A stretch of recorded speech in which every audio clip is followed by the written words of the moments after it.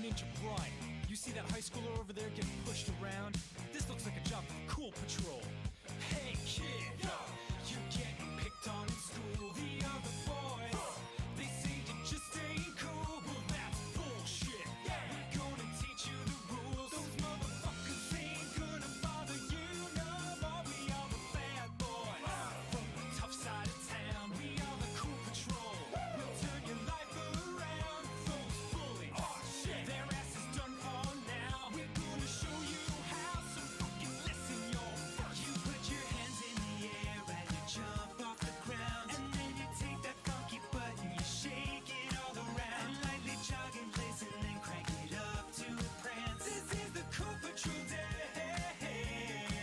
Now put your hands in your pockets and take the right back out, then spin around in a circle and make an animal sound. Then glide into the sprinkler like you're gonna water the plants. This is the Cool Patrol dance.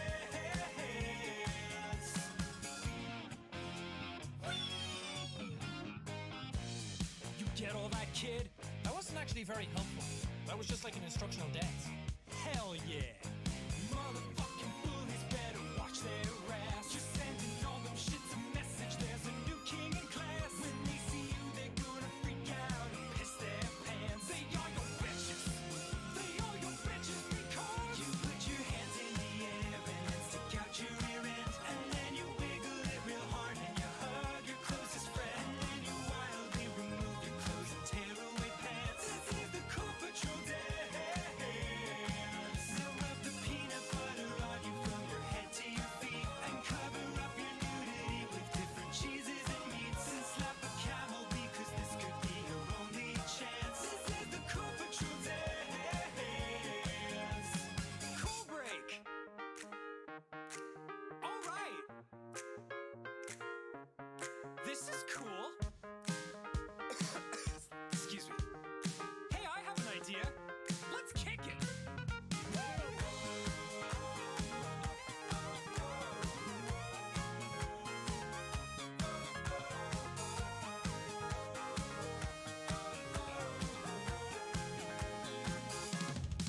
You put your hands in the air and grab a bird from the sky and eat it whole so that you may absorb its power of flight. Now you can also dive on fish because your vision's enhanced. This is the Cool Patrol dance. You're basically a superhero now, so throw some cars and rub your magnum thighs together and set fire to Mars. Now harness all your sexy fury in a victory stance. This is the Cool Patrol dance. Your training is complete.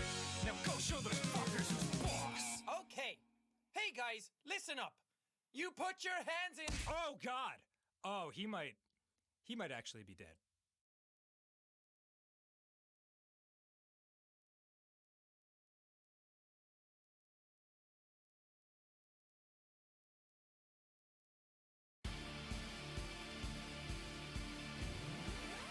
What's up, baby? You're a very sexy lady. What's a good girl like you doing in a hood like this?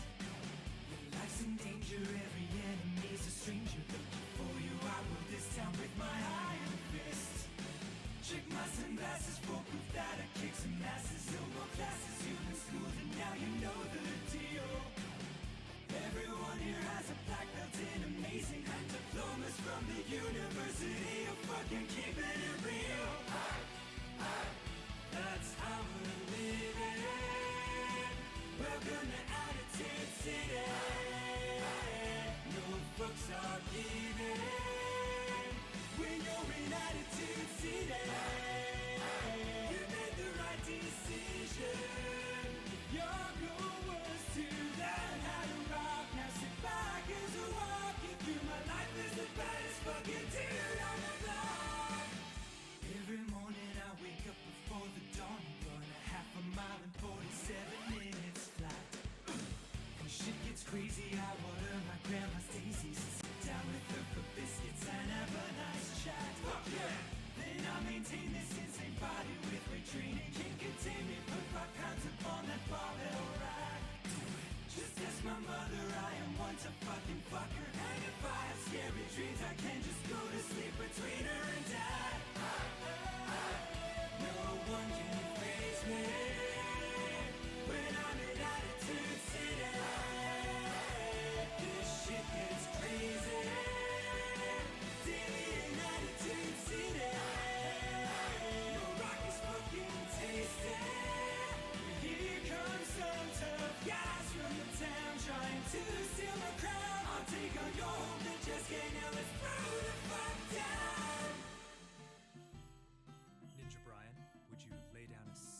solo for me? Thank you. Oh, what a lovely spring day for you to visit our city. Here are some tasty gumdrops and rainbow-colored lollipops. Lollipops, come again with your thugs. But only if you like bro hugs. Here's my wallet. Have a nice day.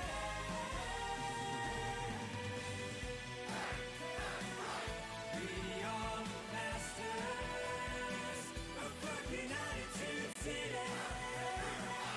Harder and faster than you in attitude today.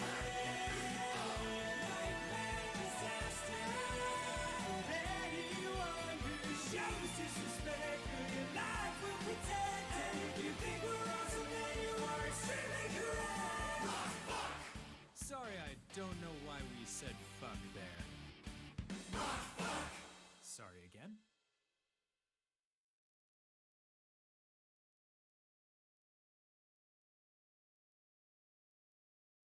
Hey everybody. Hi. Once again, I have no clue what we're getting into. I don't either. But I mean, I heard a lot of good stuff about No More Heroes, and I think every time I like crowdsource for a weird game to play, this game usually comes up. And apparently, it's just really fun. And I figure we have so much fun with Lollipop Chainsaw, so Suda 51. Yeah, shine on, you crazy fucking diamond, you. All right. So we're gonna just hop right on into it. We're gonna do No More Heroes today. We're gonna start No More Heroes today. We'll see what happens. Yeah, we'll see what happens. And if copyrighted music starts playing, I'll just immediately mute. Yeah. Because that's about all I can do. It's been a weird fucking week. It has. It has been a very strange week. Let me just... Sorry, I had to stretch. How dare you!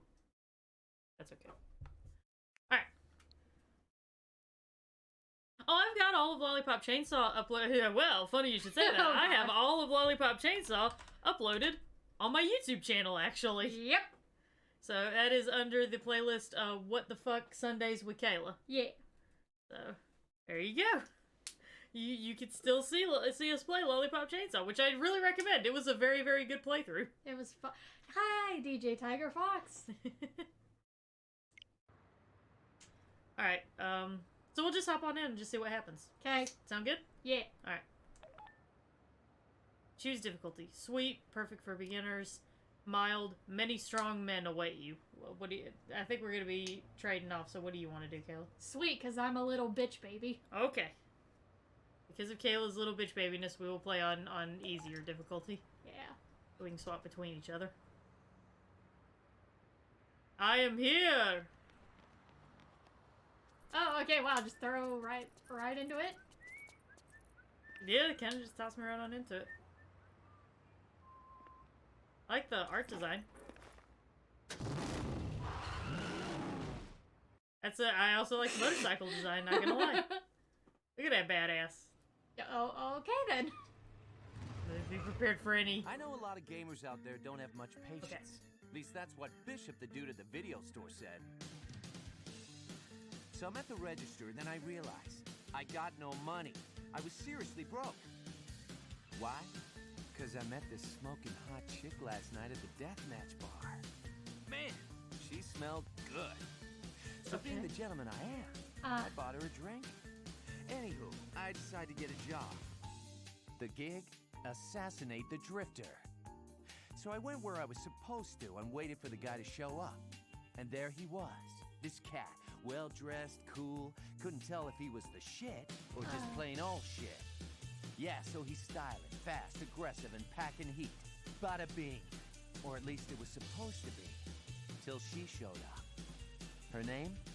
Sylvia Crystal, an agent with this whatchamacallit association. Congratulations. You are certified as the 11th best hitman. How 11th? about getting rid Fuck of you. the 10 killers above you and aim for the top? I want to be number one. How's Why? that? Short and simple enough for you? It's gonna be a long, hard road. But who knows? Could kick ass. Could be dangerous. Could totally suck. What do you say, bro? Join me. Let's see how far we can take this. And for you there holding the controller right now, just press the A button. Let the bloodshed begin. Well, okay then. Alright. No pretense, just going straight into it. I kind of appreciate that, not gonna lie. And I get it, you know, you want to impress a chick, so you go kill a man. Like, you know, makes sense to me.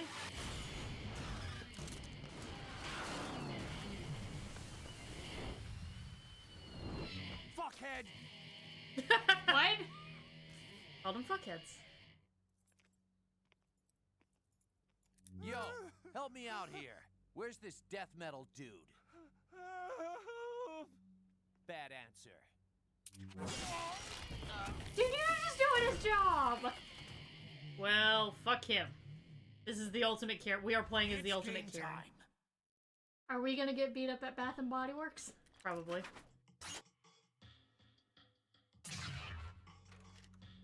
Play the tutorial? Yes. Yeah. Yes, please. Beam katana. Because which is trademark. Yeah, which is legally distinct and therefore the best kind of distinct from from lightsabers. All right, press the A button to swing the beam katana. Use the beam katana to attack enemies. All right, fair enough. Swing the right Joy-Con in the direction. Oh shit. Oh, it's doing this. Oh no. Okay, hold on. We're gonna try this. Oh no. Right Joy-Con. Succeed and you will strike a finishing blow to the enemy. A successful death blow will cause the slots at the bottom of the screen to spin. What? If the slots line up, you'll be able to unleash various special attacks. I have questions. You're a joke. Alright, that's kind of cool, not gonna lie. The gauge on the right side of the screen is the beam katana's battery power. Each attack made with the beam katana will drain some of its battery. You will not be able to use the beam katana once its batteries run out. God damn it! Flashlight battery mechanics again! I'm never getting away from this shit, man. You play Outlast once. Seriously. At least with Outlast it made sense. Like, if you ever actually use night vision on one of those handheld cameras, it drains that battery fucking fast. At least that made sense. Now recharge your beam katana. Press the L button to go into charge mode. Swing the right Joy-Con from left to right as fast as you can to recharge the beam katana. I'm gonna sit back. Yeah, Kayla's like already backing away from my flails. Swing the right Joy-Con and totally recharge the beam katana. Oh my god, it looks like we're jerking off. I think that's the joke. I do believe that is the joke. Continue the tutorial? Sure. Why not? Locking on and blocking. Press the ZL button to lock on. Locking on allows you to move around in relation to that enemy. If you are attacked while locked on, you will block the attack. On Sweet difficulty, you will auto-block when standing still. Try blocking an enemy attack. Stand still. Success! I am the best! Emergency evade. Hold ZL button and move the right stick left, right, or down to perform an emergency evade. Enemy attacks cannot hit you during an emergency evade. Use the right stick to perform an emergency evade. What? Dodge! Yeah, basically that. God damn it. Continue the tutorial. Yes! Weapon clash! If Travis's sword attack and an enemy attack hit each other, a weapon clash will occur. Win a weapon clash and you will enter death blow mode. Attack with a slash attack. Oh shit. When a weapon clash, you will enter death blow mode. Swing the right Joy-Con in the direction shown by the arrow on the screen.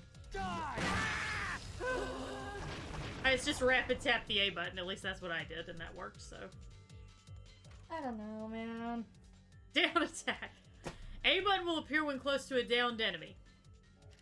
Press the A button to perform a down attack. Perform a down attack on an enemy. Okay.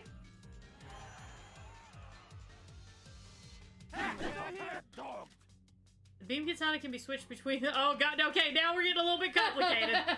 Switch between high and low attacks. Use high attacks to hit enemies who are guarding low. Hold the right Joy-Con upright, and Travis will adopt a high slashing stance. Then swing the beam katana to perform a high slash. Attack by using the high slash. Yeah, alright.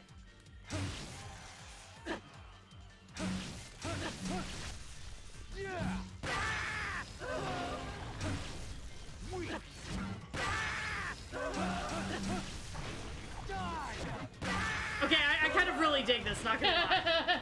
Like, this is pretty fucking dope. Slicing high and low. Tilt the right Joy-Con forward and Travis will adapt a low slashing stance. Then swing the beam katana to perform a low slash. Some enemies will guard Travis's beam katana attacks. Use low attacks to hit enemies guarding high. I'll mess you up good. So, Bird, have you had any weird dreams lately? No. I did actually. Okay. It's kind of silly, but it was just kind of like, so I had this dream the night before the Winona Earp premiere. So Thursday night. And I dreamed that, okay, not the actress, but the character Nicole was like part of this, like, I was watching the show and she was like at the bar and she was talking like in a really gravelly, raspy voice. And she started talking about the importance of sword swallowing and the importance of good sword swallowing technique and how you needed to practice and the importance of lots of practice. And I just out loud was like, bitch, it seems like you need less practice. You're fucking your throat up. And then I woke up. How about you? You know, I thought my week was weird because I've been starting my new medication for my various mental health hazards. But no, just in the span of about 24 minutes, it's...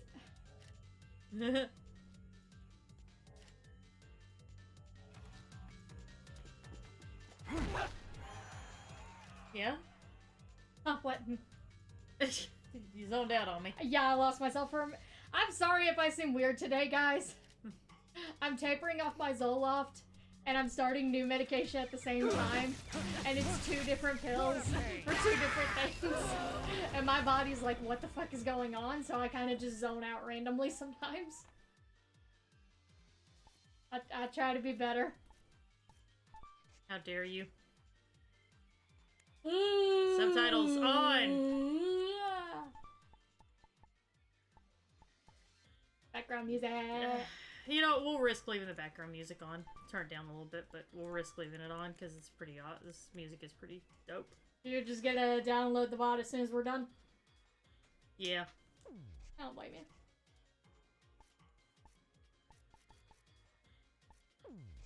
Okay. I think I got it. Alright, we were dreaming. This is the first. First, stun an enemy. For throws, okay. Once an enemy is stunned, press the B button again to grab them. Grab the enemy. When you successfully grab an enemy, 2 arrows will be displayed at the screen like this. The right arrow is the direction you must move the right Joy-Con in, and the left arrow is the direction you must move the left Joy-Con in. Move both simultaneously in the displayed directions. Throw an enemy.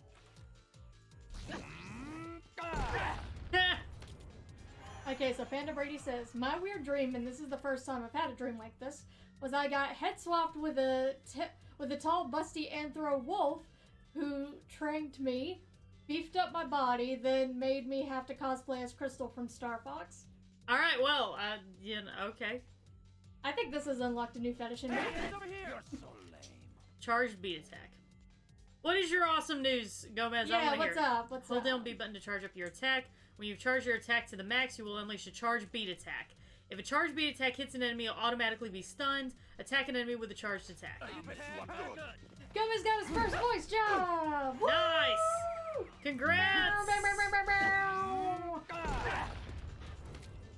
Is that you trying to do the, is that you trying to do the horn thing? The happy horn? Yeah.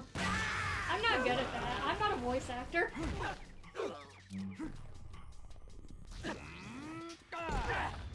Motion controls are a little bit finicky, not gonna lie. Now the challenge to do 8 different male voices. You'll be fine. Yeah. There's more? Jesus Christ! Charge slash. Hold down the A button, you will build up power with the beam katana. Release A button at the right time to perform a charge slash. Upper charge slashes can be unleashed without letting go of the button. The longer you build up power, the stronger the attack will be. This attack can also hit multiple enemies at once, making it useful when surrounded. There are 2 types of charge attacks, high and low. High charge attack can be performed from a high stance. Low can be performed from a low stance. High charge attack is strong against enemies in front of you. You cannot move while charging up a high charged attack. After a set period of time, the charge attack will unleash automatically. Low charge attack is strong against enemies to the side of you. You can move while charging up a low charged attack. Try attacking enemies with charged attacks. I'll mess you up good.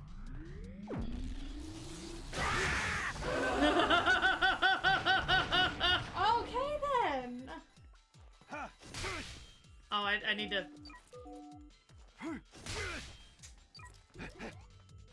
Come on. I'm actually doing the jerk-off motion! Panda Brady, tell me who that was. I will beat them up on your behalf.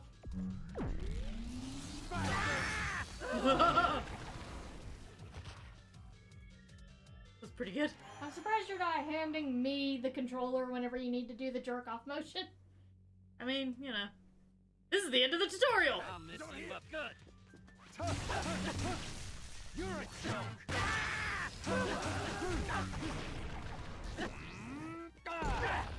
Oh my god, I'm actually legit digging this. Did we find Bird's new favorite game? I don't know about that. We'll see what happens when I get further into it. Seems like a good popcorn game. Very much, yeah.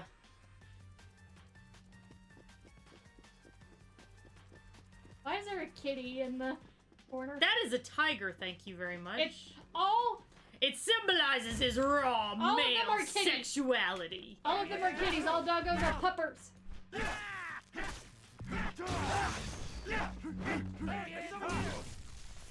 What a pain.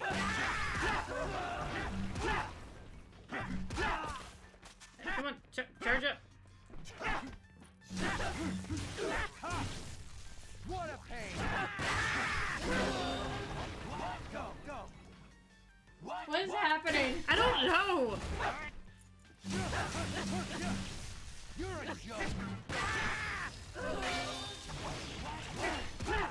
Okay, I thought I knew how to do the, Oh, Rose, I have played through the Deadpool game on every difficulty multiple times because I didn't study in college. I thought I knew how to do the weapon clash, but I guess I don't.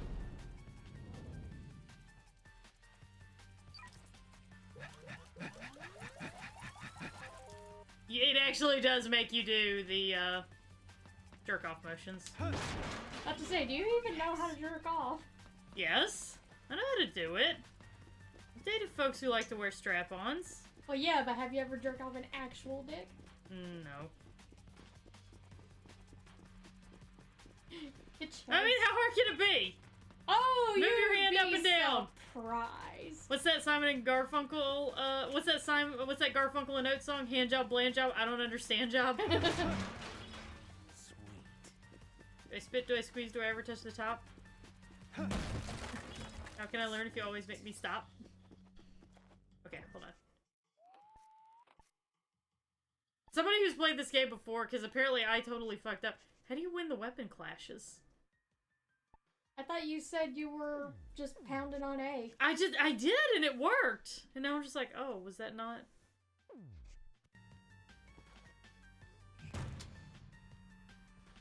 Hey, he's over here.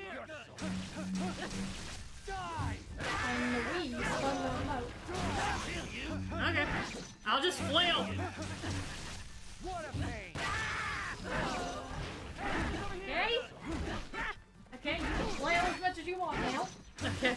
I think I'm out of range. What a pain. Sorry if I sound distant, guys. It's because I am.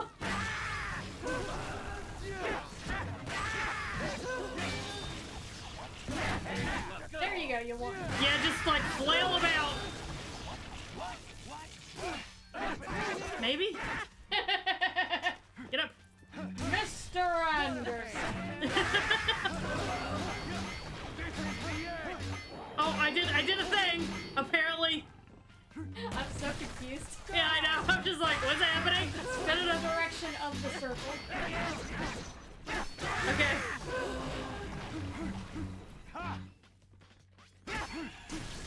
What a pain! I killed things! You're a joke! Yay!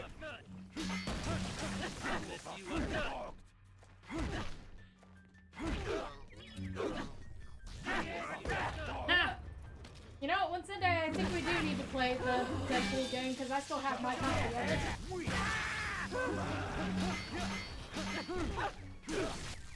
this is all just a big, this is all just a plot by the Japanese government to get kids to exercise their right arms without masturbating. This is the Japanese answer to the shake weight. Okay? It is.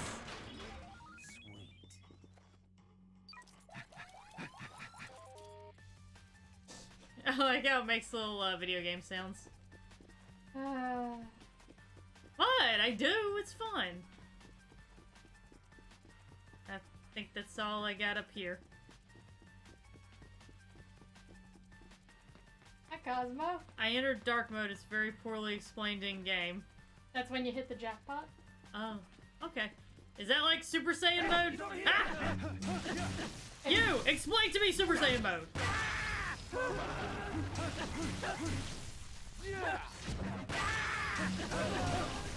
Are you gonna have carpal tunnel by the end of this? Possibly. Blueberry cheese brownie! What? What?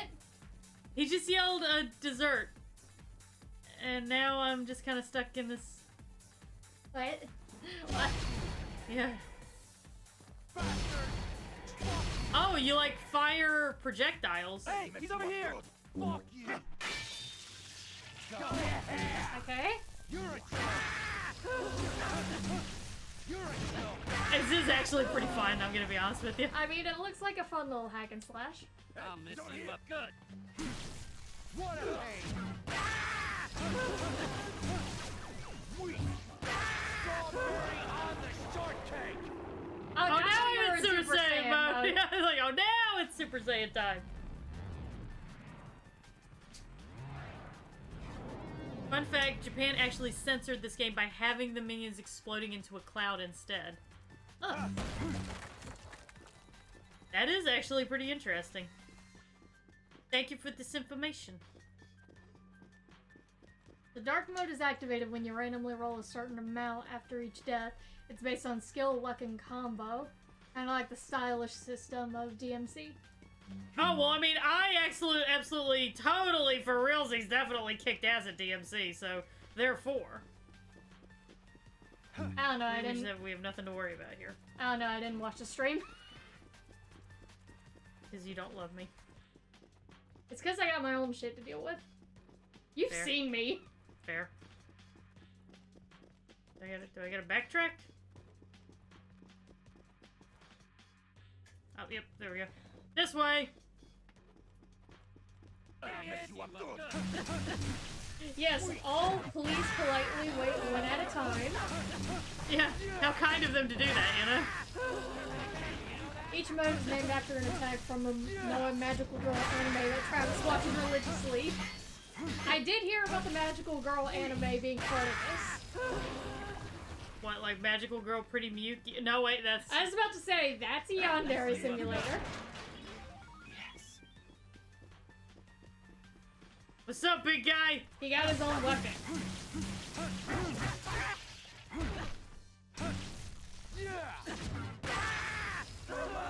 Well, I got a better weapon. Ta-da! Did I do good? I don't know. I'm still alive. I count that as doing good. I mean, when the bar's that way. Hey, you know, I feel like when you're an assassin, that is the appropriate mindset to take whenever it comes to whether or not you did good. Are you alive and the other one's dead? Okay, you did good. I feel like that's actually a pretty fair bar to set yourself at. Okay. I'm just saying.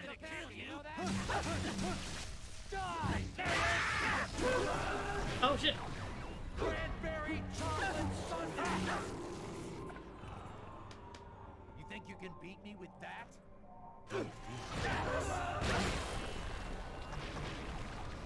Anybody else? Oh, so the tiger lets you know whenever you're about to lose your thing. Oh, and of course it happens right whenever. I'm not. Oh. You're a joke. Strawberry on the shortcake. Hey, get on here. You're a joke. I think this is the one kill mode. Whee! He's over here. How the fuck did you miss it? It's like, of course he is, dumbass. Kinda digging this actually.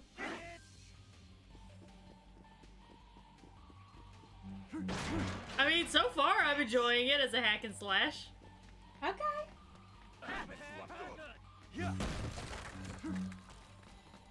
It was like, I'm gonna mess you up good. Like, yeah, give me a minute. Opening up boxes here. Are they loot boxes? Yeah. I will say one thing that I don't really care that much for is I do get a little bit. It does turn me off a little bit to a game whenever there's an element of RNG in an otherwise skill-based game. That can sometimes turn me off to a game, but I mean I am enjoying the gameplay other than that, so you know. So I think I can overlook it. All right, good one.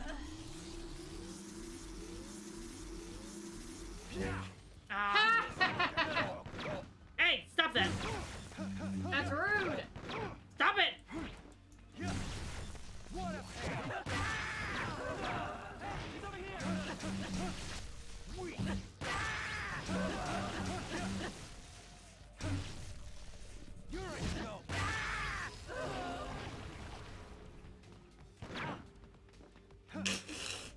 Stop it! I guess I could try dodging. I have to say, didn't we learn a dodge move? Nope, don't know what you're talking about. I don't know what we're talking about. Hey, stop that. I think you're not supposed to walk directly in the direction of the bullets. Nah, what are you talking about? Walking into the bullets is fun.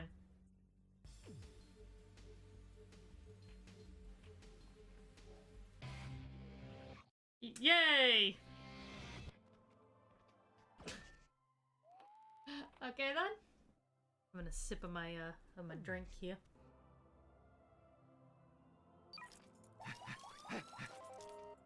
Right, it's the left bumper that starts the charge up.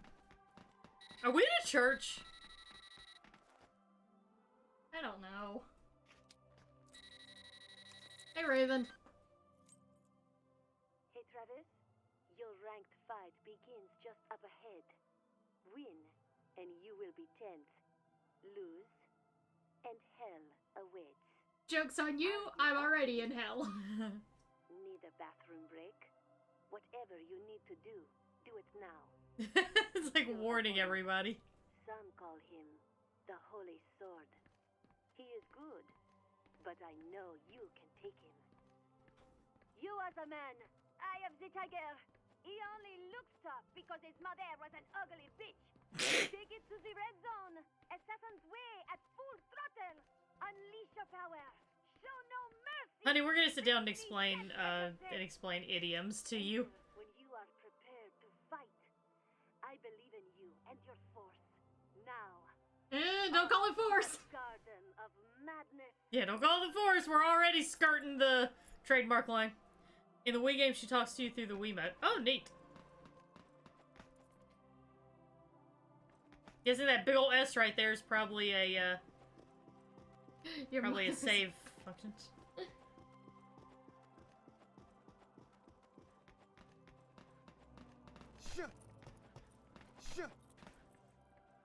There we go. Yes.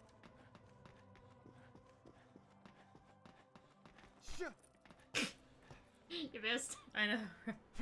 There we go. Just a very light tap. The light. Oh. There we go. Yeah, Panda, this is reminding me a lot of the opening level, the first palace from Persona 5. I found a luchador mask, everyone! Travis, do you remember those golden days in Calgary? No, I never finished Killer The 7. path of pro wrestling that you have long forgotten. If even a fragment of the spirit of a wrestler remains in your blood, remember the first suplex that your master taught you. Yes, that's right. The darkness piercing, front neck chancery drop. MS. We're gonna give him MS? I don't think you can give a person MS. I think they either have it or they don't.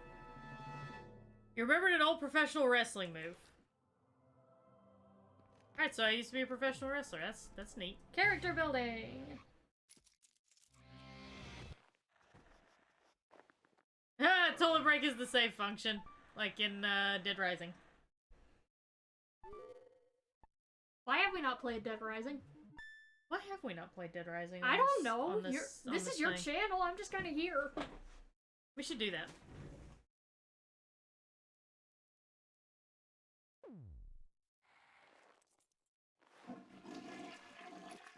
Dude, wipe! What the fuck? Gross, man. Ugh.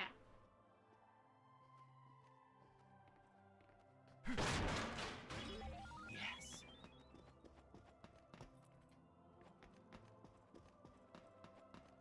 Let's go. Let's go, let's do it! Okay, let's do our first boss fight. I'm sure this will go great.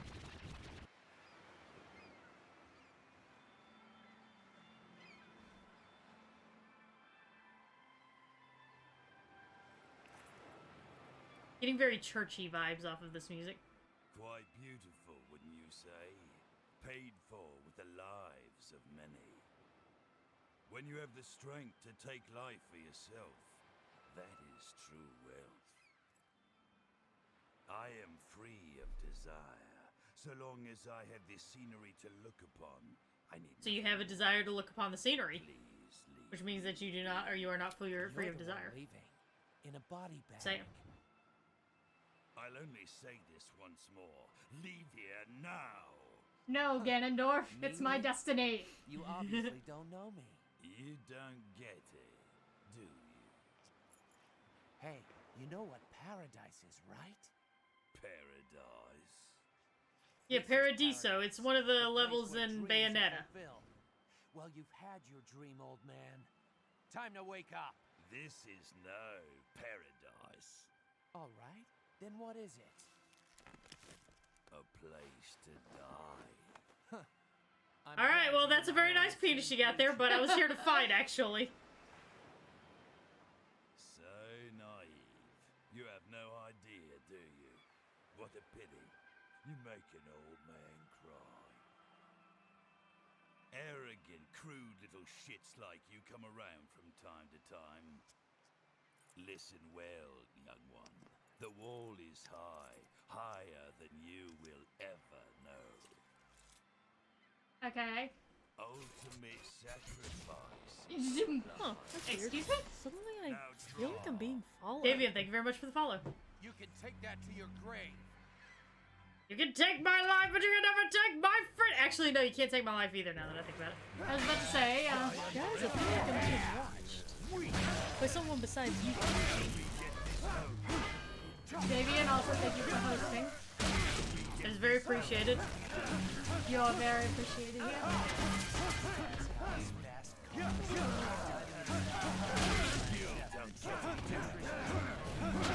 The trusty nutrition canceled any recover. Nurses.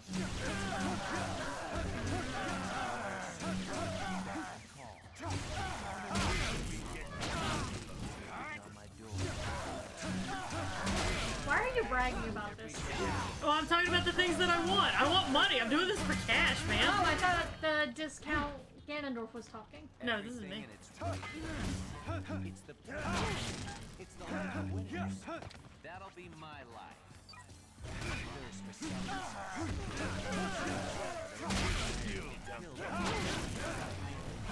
This is how it goes. And for the Cash and girls.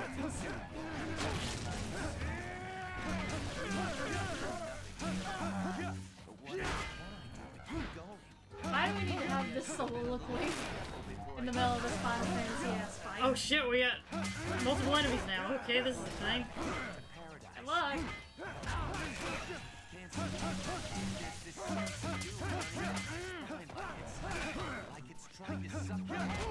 And I can't hear anything that he's saying!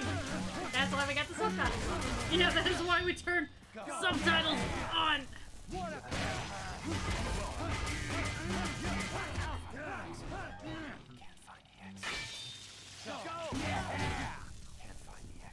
Motherfucker, you are not Hamlet.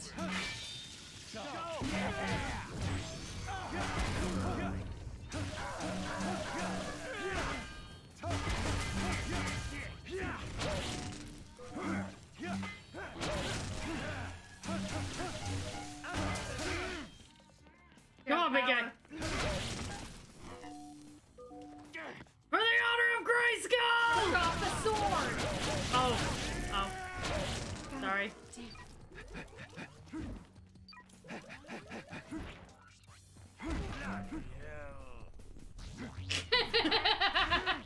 I did it! I was kind of flailing around to make that happen. I was gonna move my chair back again, if it got too bad.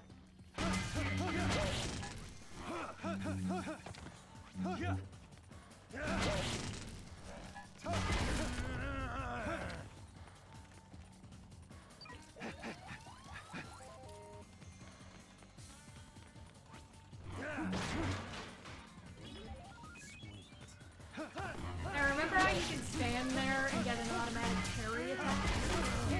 No. I do. Oh. Well.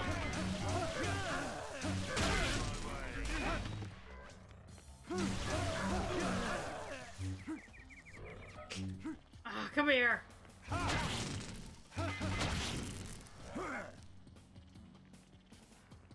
How you doing, Bird? I'm alright.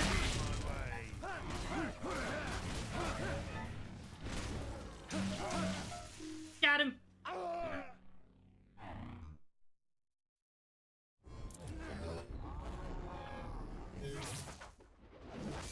I just Anakin Skywalker his ass. Extraordinary. The moment I've been waiting for. The name Holy Sword is now yours. You're joking, right? I don't care about titles or power. I want fucking money, bitch. Then master the ways of the assassin. Here's your ticket to paradise, old man. Jesus, dude! Travis does not give a fuck about any of this. Like, joke's on you, I am so fucking high right now! I got a B! Yay! B for bitch, you passed! Woohoo! Yay!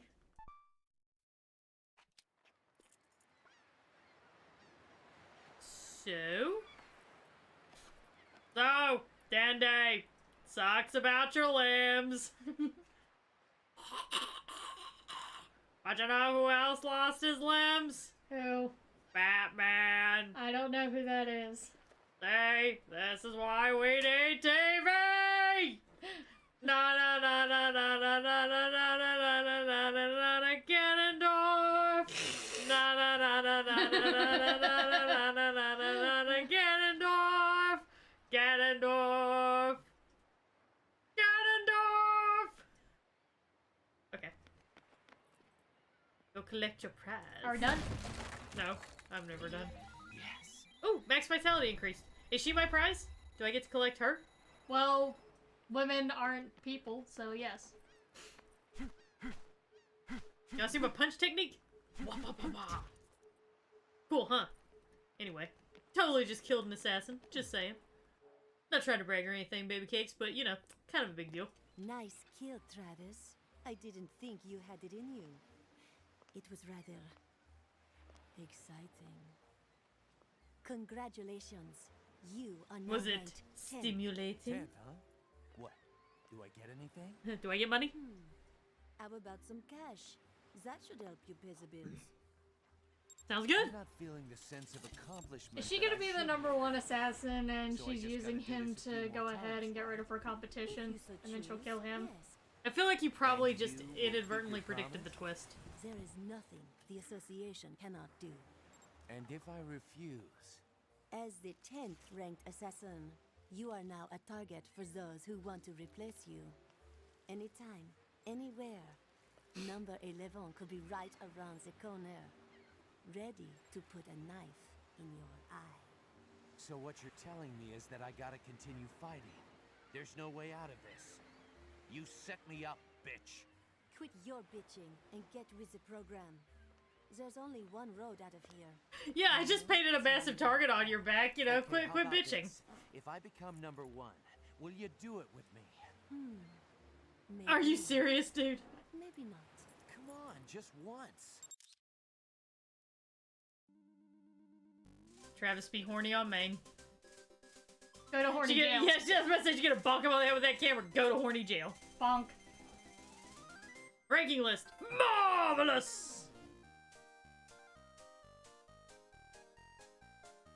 I just want to marinate on the fact that I made you open up my package from Amazon to get out my new Joy-Con holder controller, Yeah. and then it turned out that this was a motion controls game. Yep. Don't worry, I noticed.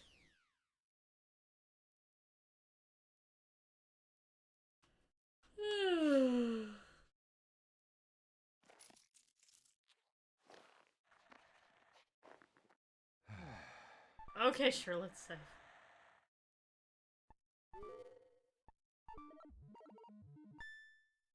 Do you think that being an assassin just kind of keeps you in shape, or do you have to, like, constantly work out to stay in shape? Yes. I think it's kind of a cycle of physical fitness. Did you just swallow your fucking... Yep. Ah! Ready? Anytime. Gotcha.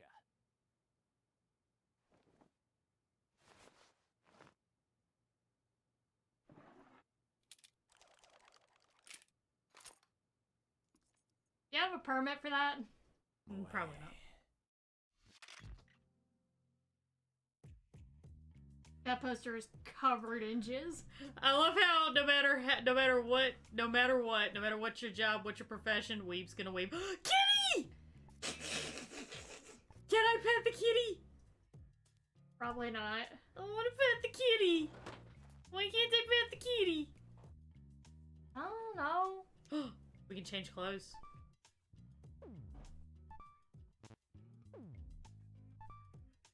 We are We're gonna flush get some with more clothes. options. Yeah, we are a flush with options.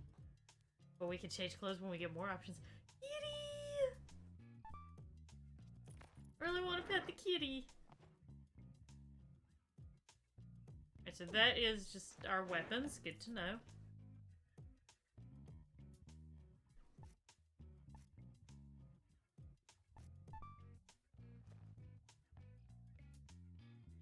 Santa Destroy Guide. And mission result. I guess these are like side things.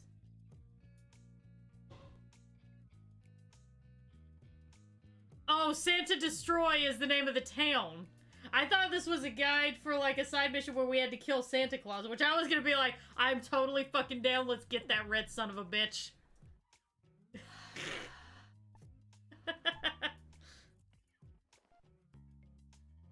There are no messages.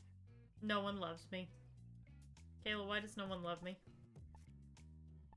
Do you want to itemize a list or do you just want the highlights? Highlights, preferably. All of this. Wow, she's just flailing her hands in my direction. Just all of it. You Press any hungry? button. I can see her right with the kitty! Kitty! Yo, look at the kitty. I There, see there. You can pet the kitty and no more heroes! 10 out of 10 best game. Yep, 10 out of 10. This is officially my favorite game ever. Best game. 100%. 10 out of 10. Fucking perfect. Let's play. Alright, let's continue. Okay. Now that we've established this is the greatest game ever. Okay. Okay.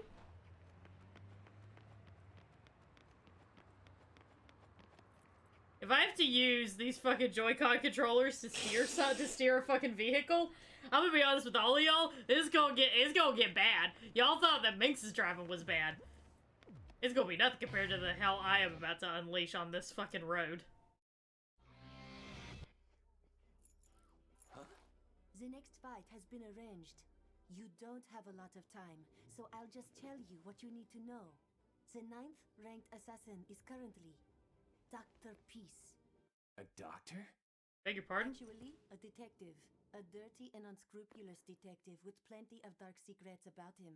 Illegal investigations, illicit sales, black marketing. He is your one-stop shop for marketing illegal goods.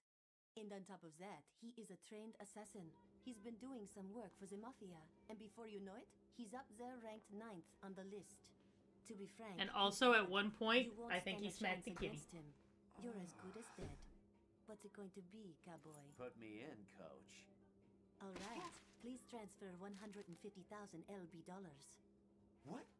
150,000 LBs? Your entry fee, my overhead costs. Don't I tell beg me your that fucking you're pardon? expecting so many zeros on that price, or that I am ripping you off or some shit. We have an elite staff in the thousands. Personally, I think it's a bargain. Okay, I gotcha. But you really think I got that kind of dough on me?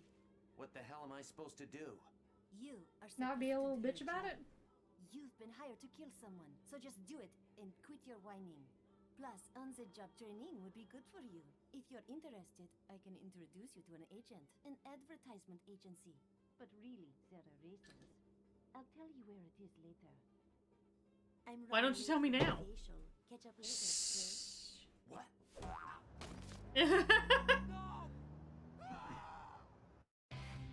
God damn it, I became an assassin so that I wouldn't have to work anymore. Me. You take on assassination missions from K Entertainment. Earn enough money to enter the next ranking battle. Okay. Ah! I see what you did there, because it's K Entertainment. I see what you did there. That's funny is what I'm saying. Travis, welcome. I know I'm funny. Members only. We only need high-ranking assassins. If you don't have an introduction ticket, please leave now. We only offer work to those who have proven themselves as hard workers. Well, I'm not allowed in. May you find your true path. Like, well, we're both fucked. May you find your proper path?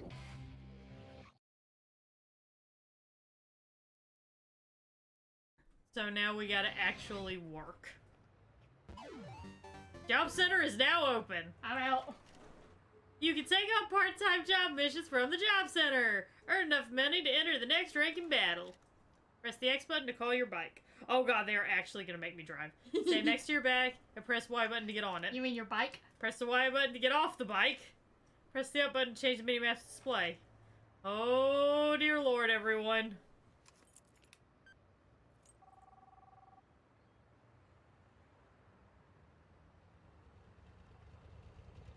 We're all friends, but shit like this won't fly. I feel like this is gonna fly because I say so. Oh no, oh no, no, no, no, no, no, no.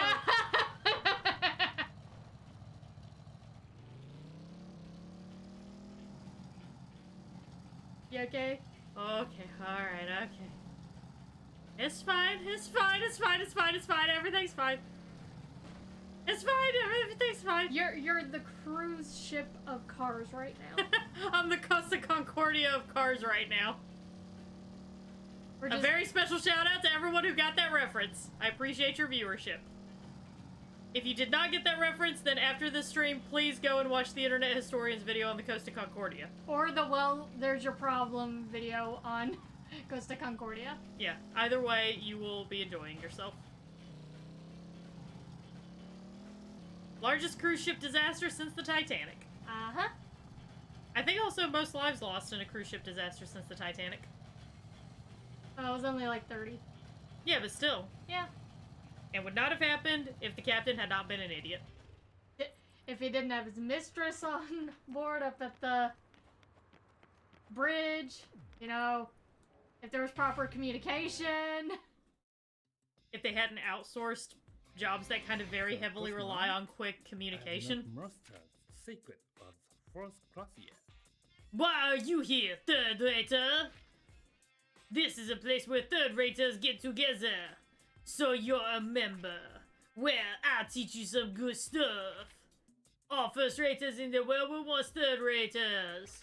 So third class is the first step of the ladder to first class. All right, Lowe's, I get it.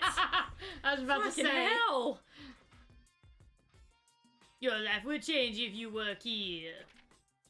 I tell you one more thing. How do third raters become first raters? That's easy. They work their damn butts off till they were puking blood. And then work some more. Okay, Lowe's. Yes, okay, Lowe's. You want to be a first rater? If so, just work hard. You chalk up jobs to survive in this town. I'll hook you up with some new more work if you do this job well. The job has been posted on the bulletin board. I don't know why I'm talking like this. I don't know. Collect coconuts. Oh yeah, the Seawolf Ferry disaster was worse. 299 passengers died. Oh, fun. Yeah. I guess when they said largest cruise ship disaster, what they meant was like highest cost. Probably.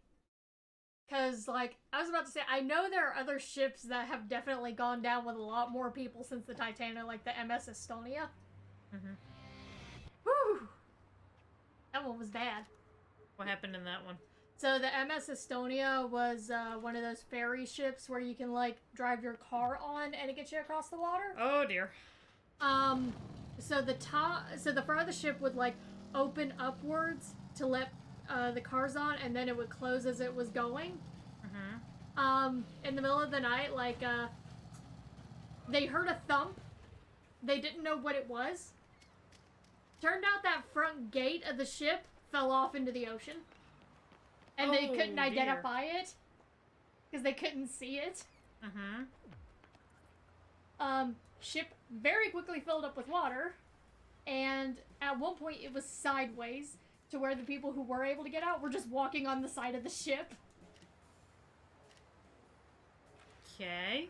I think there was at least one, maybe two life rafts that were able to be deployed. But like a whole bunch of people froze to death waiting for the help to come, even though it was only like 20-30 minutes away. But it was like damn near zero temperature in the water. The people were drowning and dying. How do I fucking get the goddamn coconuts? That is awful, and I hate that happened, but also how the fuck do I get these goddamn coconuts? I guess I had to go to the right one. I'm about to say you listen to the prompts. Can I carry two at once, or is it just one at a time? Probably just one at a time. Oh, that's horse shit.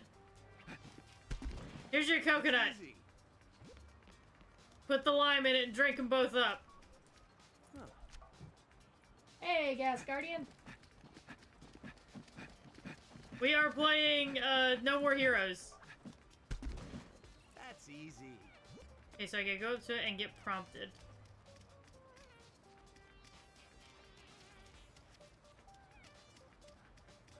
I guess? I guess? Okay.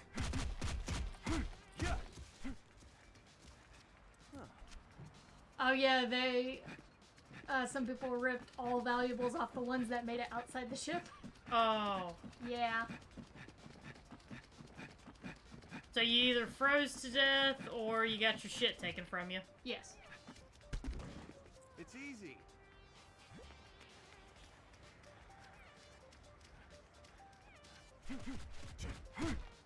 We have the Titanic Museum in Belfast. That's not cheap. We have a Titanic Museum. Yeah, we have one in Tennessee. Yeah, in Tennessee. I think it's in Pigeon Forge. Yeah, because that's where we went, and I loved it so much. Kayla is like really obsessed with like everything having to do with the... Oh, you can take more than one at a time. Look at my giant coconuts! Look at my big old nuts! face palming. You alright, Kayla? I don't know. I'm on new medication. I gotta deal with you. We got this shit going on. Plus, we have to, like, we wanted to become an assassin. Now we gotta work menial labor.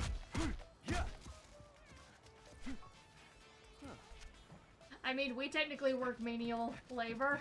Can we be assassins? I could totally be an assassin. Except for that whole killing people thing. It's easy. I actually genuinely don't think that I have it in me to take the life of another human being. Like, that's a whole, like, thing, you know? I think I'd be more the person that would, like, shoot down a chandelier to kill someone and be like, I didn't kill them, the glass did. So, justifying it to yourself? Yes. Makes sense. But yeah, there's a Titanic museum that we went to, and I was inadvertently leading some people while we were there, because I was just spewing off facts. Yeah, like, she had all this information that people just started, like, gathering around us and listening to what she had to say. I mean, I gave the ladies who worked there a little bit of time off. Yeah, they were just like, okay. What if you were tricked into believing that the people you were assassinating was just a VR game? I could probably do it then, but you could never tell me afterwards that I was doing it. You'd have to, like, never ever say anything to me. Yeah, we can't pull an Ender's Game here. Yeah, you'd have to keep it from me, because if I found out, I would just be emotionally devastated and wrecked for the rest of my life. Brand new free fight mission can now be selected. For the rest of my life, however short that may be. Yeah, however short that life may be, which, considering that I'd be just absolutely stricken with the crippling depression of knowing that I've taken a human life, multiple human lives, and done so in an incredibly callous way, the rest of that life is probably going to be extremely short. Oh man, Izzy, I am right fucking there with you. Like, I love rewatching Titanic, mainly for the, like, historical accuracy. I have read at least 4 books about the Titanic.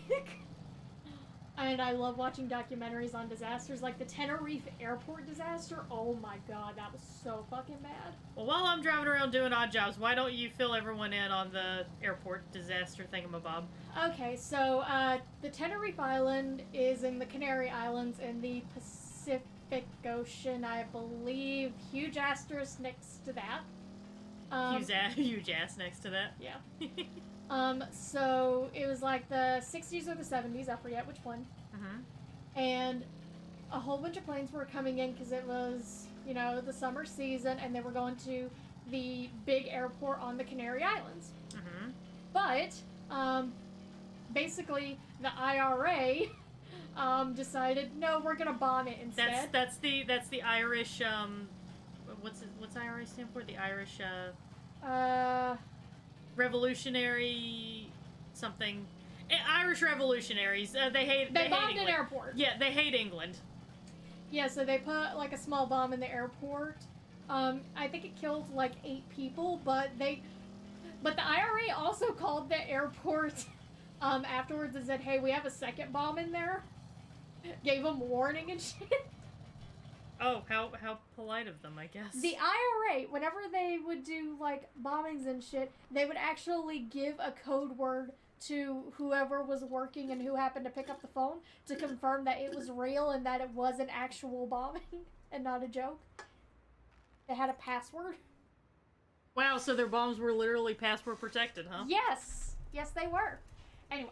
This isn't, by the way, us condoning, terrorism or anything like that. Neither of us really know neither of us know enough about the Irish Revolution and all that stuff to be able to make a informed opinion. If you like an informed opinion on that matter, I suggest going to someone who's like lived it and experienced it, like Minx, or find a British friend. Yeah. Or find a British friend and an Irish friend and get them together and get them drunk and ask them about it at the same time. Yeah. For maximum lulz. Yeah. So anyway. So they put that second bomb in the Canary Islands airport, so the radio tower had to start telling all the planes that were supposed to be coming in, you need to go to this other airport nearby. That which was the Tenerife Airport, which was a lot smaller. They only had one runway, as opposed to the Canary Islands, which had at least 3 different ones.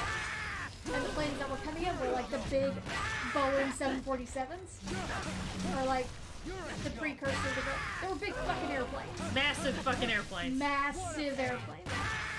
So, let me turn this down a little bit so people can hear you a little better. Okay.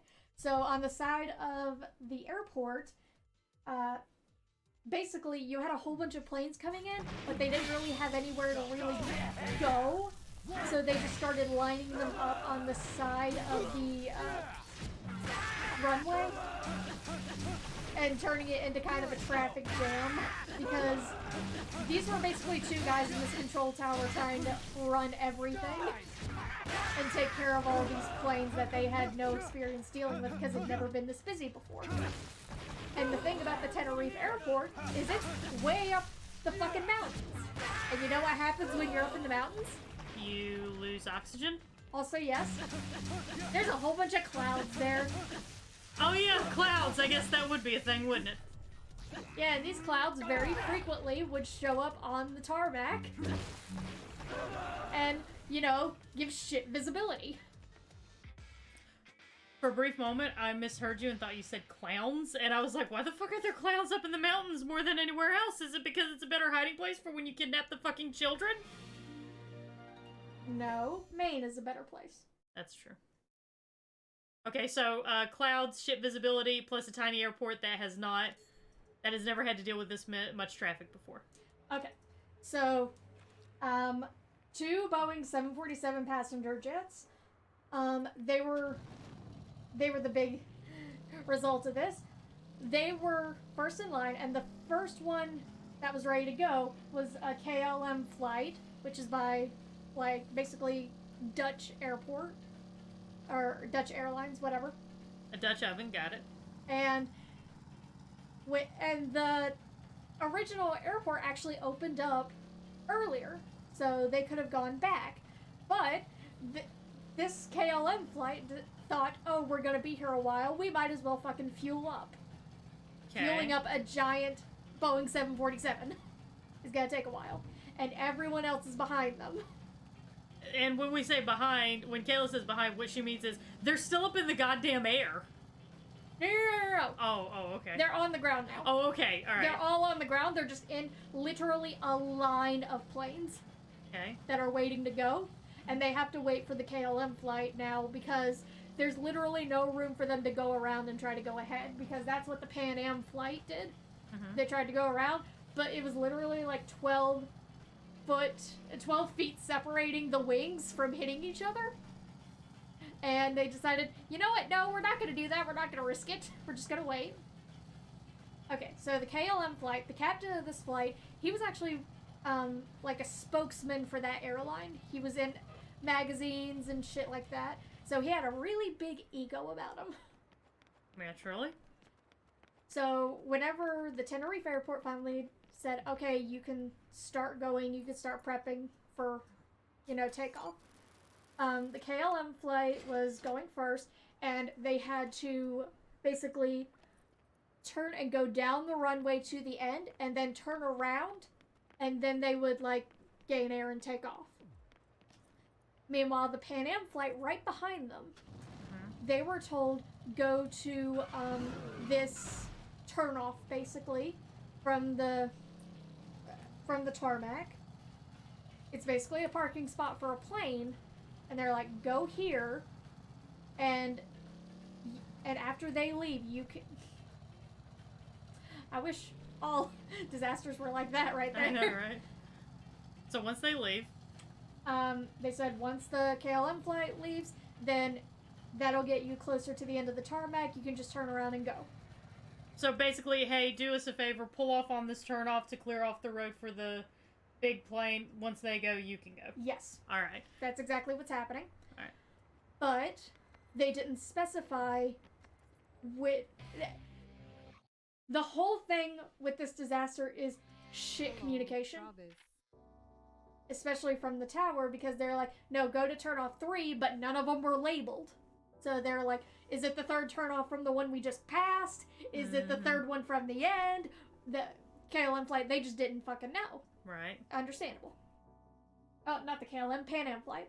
So the KLM flight is sitting at the end of the runway, and they can't see this other plane on the runway at all. They can't see them, and they're like, what are we waiting for? We're just gonna go. Oh dear. While this other plane is still on the tarmac. So it's okay. So just to clarify, the one with the shithead piloting it. That's the one that's like, oh fuck it, we're just going. Yeah, KLM, one with the shithead at the end of the runway, who's supposed to be the first one to go. Yeah, because the other plane is just trying to figure out which turnoff it's supposed to get onto to get out of the way. Yes, that's the Pan Am flight. They're the ones trying to get off the runway because they've been told. Okay. So the KLM flight, that captain decides, fuck it, we're gonna go. And he started immediately picking up speed, but he wasn't, like, pulling up the throttle to actually go up. And the thing about planes is, whenever we say pick up speed, planes pick up a lot of fucking speed because you need Bernoulli's principle to take off. Yes. You need a lot of speed to do it. So picking up speed and then slow. They ain't gonna slow down on a dime. No. And the whole time that this is happening, there's still the clouds blocking the visibility. And those damn clowns! Well, the clouds actually started to disperse as the planes got closer to each other because, you know, turbines and shit started clearing everything out.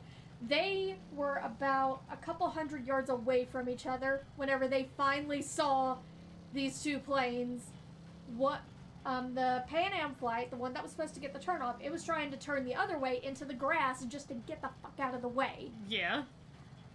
Meanwhile, the KLM flight was, as soon as they saw them, they immediately tried to pull up just to get out of the way. And the funny thing is, they almost made it. But then they didn't. For any particular reason, or just because close but no cigar? Close but no cigar. The KLM flight ended up just basically shearing off the top of the Pan Am airplane. And the KLM flight, they were airborne for a hot minute. And then, you know, with that, you know, shearing, they kind of lost their engines. Yeah, makes sense. And then they just hit the pavement, blew up, they were all dead. Holy shit! Yeah. All of them were dead.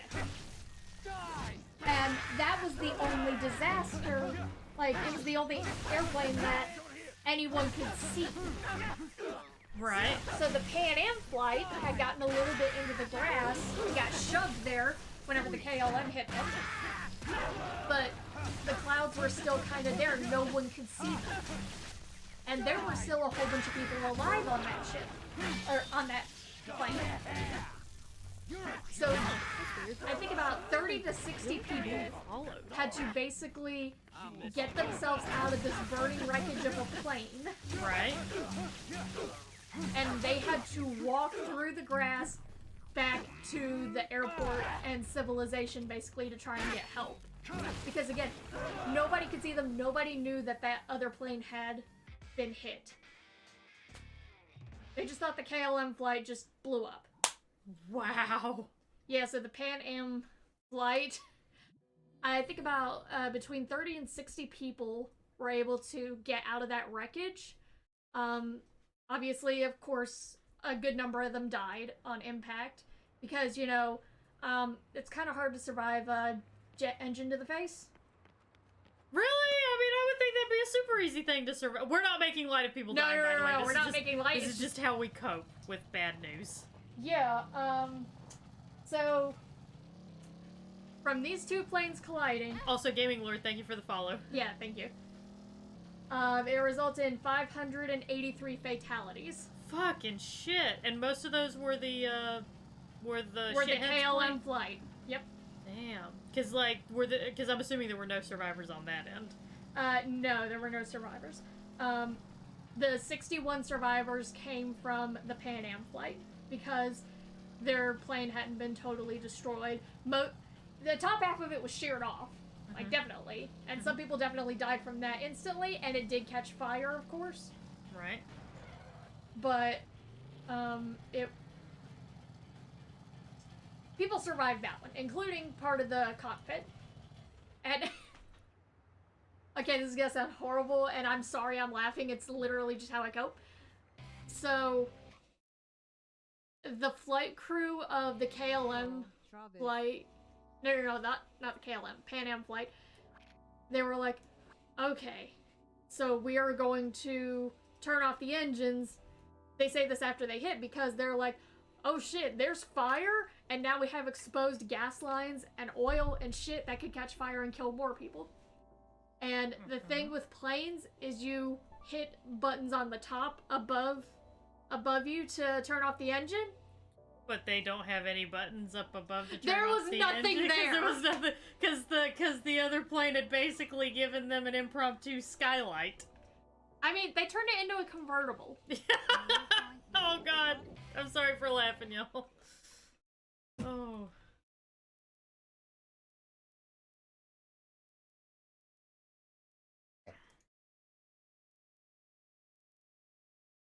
It's still showing the same screen for me.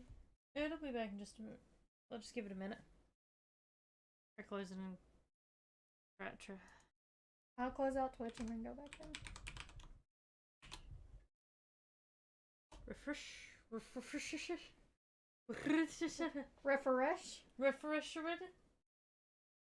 still got that screen up. Okay, here we go. Okay. Alright, we're back. Alright, sorry you guys about hear that. us? Hello. Even though the engine was sheared off of our stream, luckily we did not explode. Yeah, sorry about that. Twitch came by and gave us an impromptu skylight. Yeah. We have established communications. There will be more than 61 survivors on this. We don't even have that many viewers. I was about to say. Yeah, I don't know what the fuck I'm talking about. But that means better likelihood that everyone will survive. Yeah. Alright. Sorry about that, y'all. Twitch seemed to just... I guess Twitch was not interested in Kayla's life lessons to I'm be taken just trying to teach about why... Yeah. Okay, so the lessons that we can take away from this experience. Don't build an airport at a higher elevation above sea level, where there's high likelihood of cloud and fog. Mm-hmm. Whenever someone tells you to wait. Yeah, wait. I think that the lesson that we can take from all of this is, fuck the Irish.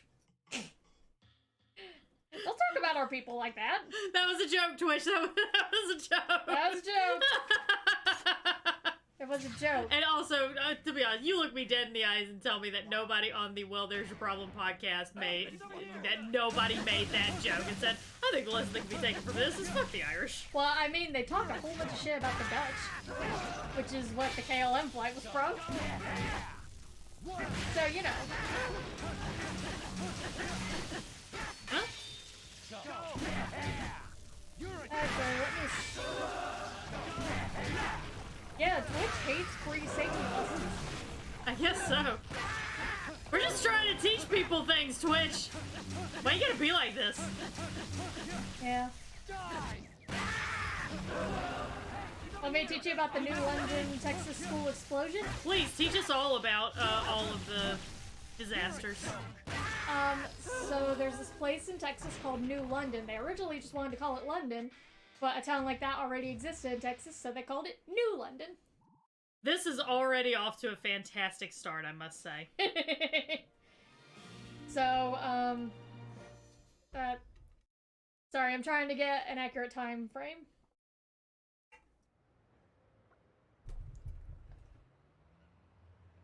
Okay, so... Kayla's just reviewing her notes. She was not prepared to give safety lessons. I genuinely You must always be prepared to give safety tips whenever you come into my stream. Well, you're the one that gets the bits for it. I don't. I mean, it's not really even bits. It's just little channel points. They're worth absolutely nothing. Anyway, so the New London's Texas school explosion was on March 18th, 1937. Okay. For a little bit of context, right before this, Texas had a big, I was just gonna say they had a big boom in economics, but that's kind of poor taste. A lot of people were in Texas because they had oil, and they could dig for it. Yeah. And one... Texas tea. Yeah, Texas tea. So, one thing about running oil pipelines is sometimes you have more oil than what the community or anyone really needs. So, if you've ever seen any footage, you see these high stacks that just have fire coming out the top. And that's because they're literally burning the midnight oil. Yeah, they're literally burning the midnight oil because they have nowhere else for it to go. That is... And they can't store it. Do you ever feel like maybe capitalism is making like observations about itself? You ever get that feeling? I don't think it's smart enough for that. Because you know, this is the same shit that happened with the COVID stuff. Dairy farmers had to dump the milk because they couldn't afford to not, like, they had to still get the milk from the cows. Yep. Because of supply and demand, but there was no demand at the time because free market for some reason just wasn't swooping in and saving the day like everyone said it would, so they were just like dumping it.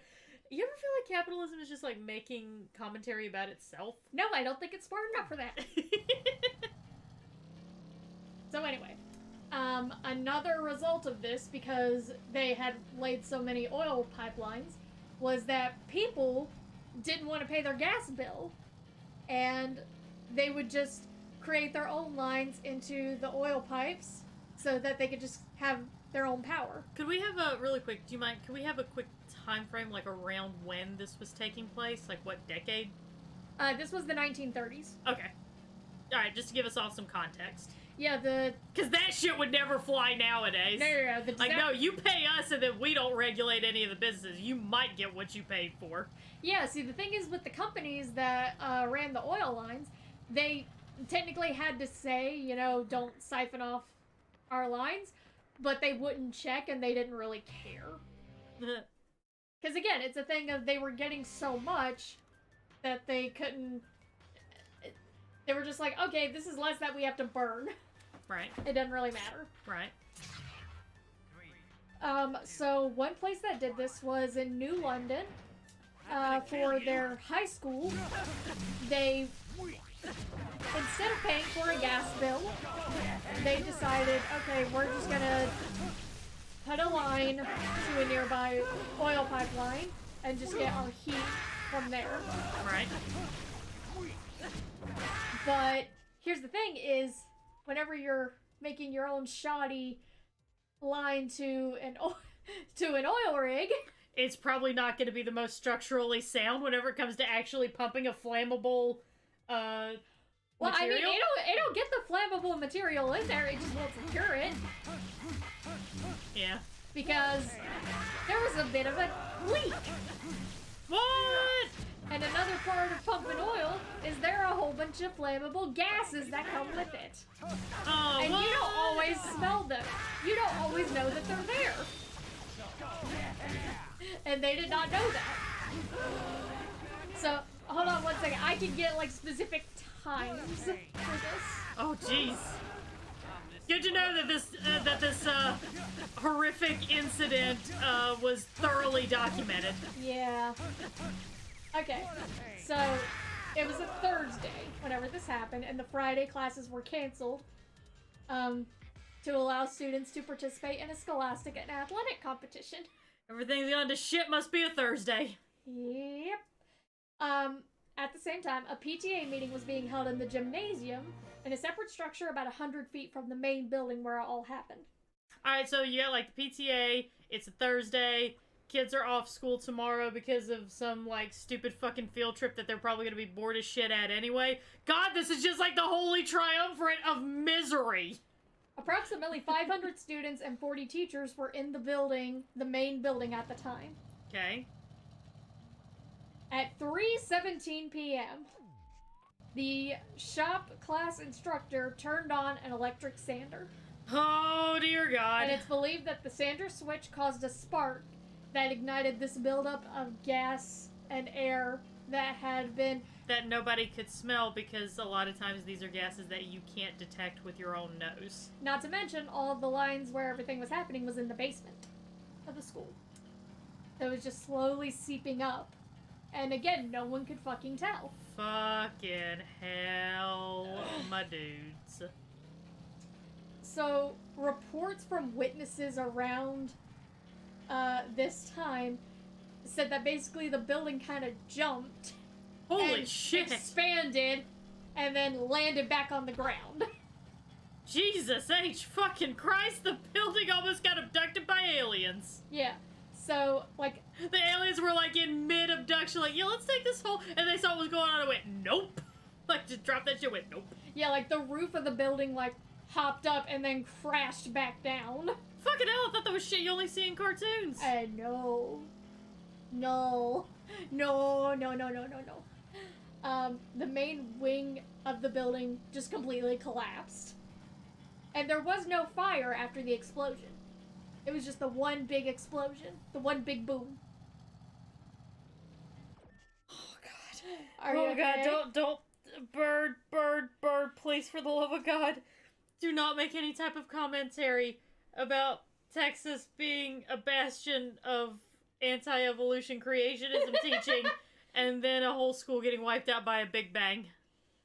For the love of God, Bird, do not make a comment about that. Anyway, like, this was a huge... Everybody in the building felt it, and everyone surrounding kind of felt it. Like, lockers were embedded in the walls and thrown by the blast. Holy shit. Plaster, mortar, haze everywhere, kind of blocking everything. It crushed a 1936 Chevrolet parked 200 feet away whenever a 2-ton concrete block was thrown off the building by the force. Crushed a 1930 Chevrolet, man, those things are, like, designed to withstand... Because, by the way, fun fact, I guess I'm going to throw in my own little bit of trivia here, but fun fact, those older cars are essentially built like shit brick houses, like brick shit houses, and the reason why, and they're built that way, and so you think that, like, you see an older car get into a collision with a newer car, and how, you notice how the newer car crumples, and it almost, like, especially if it's a big collision, it basically, the newer car is pretty much just completely totaled, and there's nothing you can do with it, it's totally crumpled. Meanwhile, the older car looks like it's barely got a dent on it, and it makes people look at it and think, oh man, they just don't make them like they used to, they make them all, you know, easier to, more disposable and all that shit, but in reality, the reason why they're built that way is because those older cars, while you could get into a really bad wreck with one of them 1930s cars, and the car itself could be totally fine, you would be fucking dead! Like, a 1930s car could go through a type of accident where it could be driven, and it could be driven for many, many years, as long as they don't mind scraping the bloody paste remains of you off of the inside of that thing. If I can get the car for a discount, I'll do it. Yeah, well, I mean, you know, because it's like, the car is designed, newer cars are designed to disperse the collision, and so the reason why they crumple is because they're taking the force of the impact so that you don't take the force of the impact. So what Gas Guardian said? The newer ones crumble so that you don't. Basically, yeah. So whenever she says that a concrete block was thrown with enough force to total... Well, it's a 2-ton concrete block. When she says a 2-ton concrete block was thrown with enough force to completely destroy a 1930 Chevrolet, because Chevy made really sturdy shit back then, it means something. Like, that is a hell of an impact. And again, the car was parked 200 feet away. Mm-hmm. So it had some oomph to it. So, you know, of course, after this, people started slowly filing out of the building. Right. And, of course, they were in a state of shock. Because with that explosion, they said that the world seemed deadly silent until the sound came back all at once. Jesus. Yeah. So, of course, the explosion was actually heard up to 4 miles away from the school. It was that fucking big. God damn, man. Yeah, so parents from the PTA meeting were obviously getting out and digging through the rubble with their bare hands. Because, you know, they have kids. Yeah, because, you know, fucking children. Yeah, many survivors also joined in trying to get out survivors or victims from the rubble. And roughnecks from the oil fields nearby were released from their jobs, and they brought cutting torches and heavy equipment needed to clear the concrete and steel so that they could help out as well. Okay. So, it was mainly older students that were still in the building. As a school bus driver, she was actually transporting elementary school students to their homes, and she was in sight of the school as it exploded. Jesus. So she, like, saw it happen. Yeah, and she continued her 2-hour route, returning children to their parents before rushing back to the school to look for their 4 children. That was fucking amazing of her, because, like, I think that she understood that the kids who had survived, she needed to get them to their parents quickly. Yeah. So that like, people could account for so that at least they could account for where their children were. Yeah. That was fucking amazing of her, despite what she had seen, to still go through that route and then return to help dig out more students. Yeah, and like I said, they went back to the school because they had their own 4 children there, and unfortunately their son Arden died, but the other 3 were not seriously injured. Wow. Yeah. Okay, let's see here. So, the governor of Texas basically dispatched all the rangers, the National Guard, the Highway Patrol, any medical personnel available. Called it fucking Justice League. Yeah, basically. Like, people came all the way from Dallas to come in and help. 3, 2. Okay, so it took about 17 hours for them to clear out the whole site. 'Cause that's how many people were helping, basically. Let's see.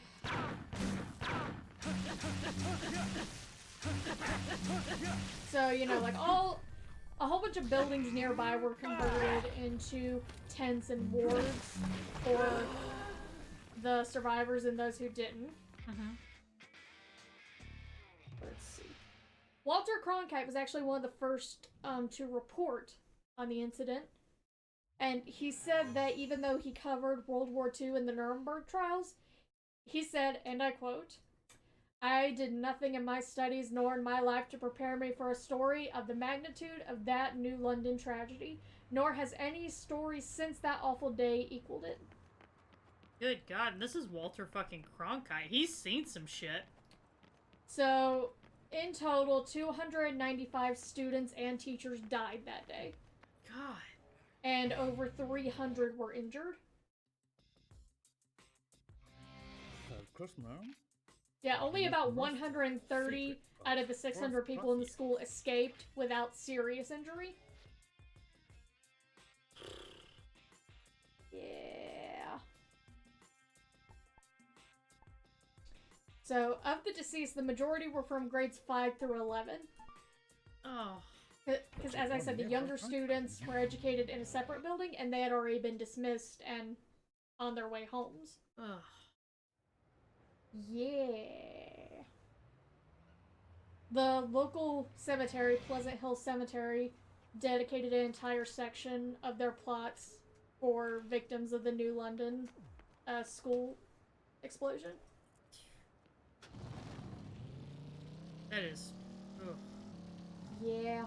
Fucking hell, man. Yeah, most of the people there had to be identified through their clothing or personal items because a whole bunch of them were kind of disintegrated.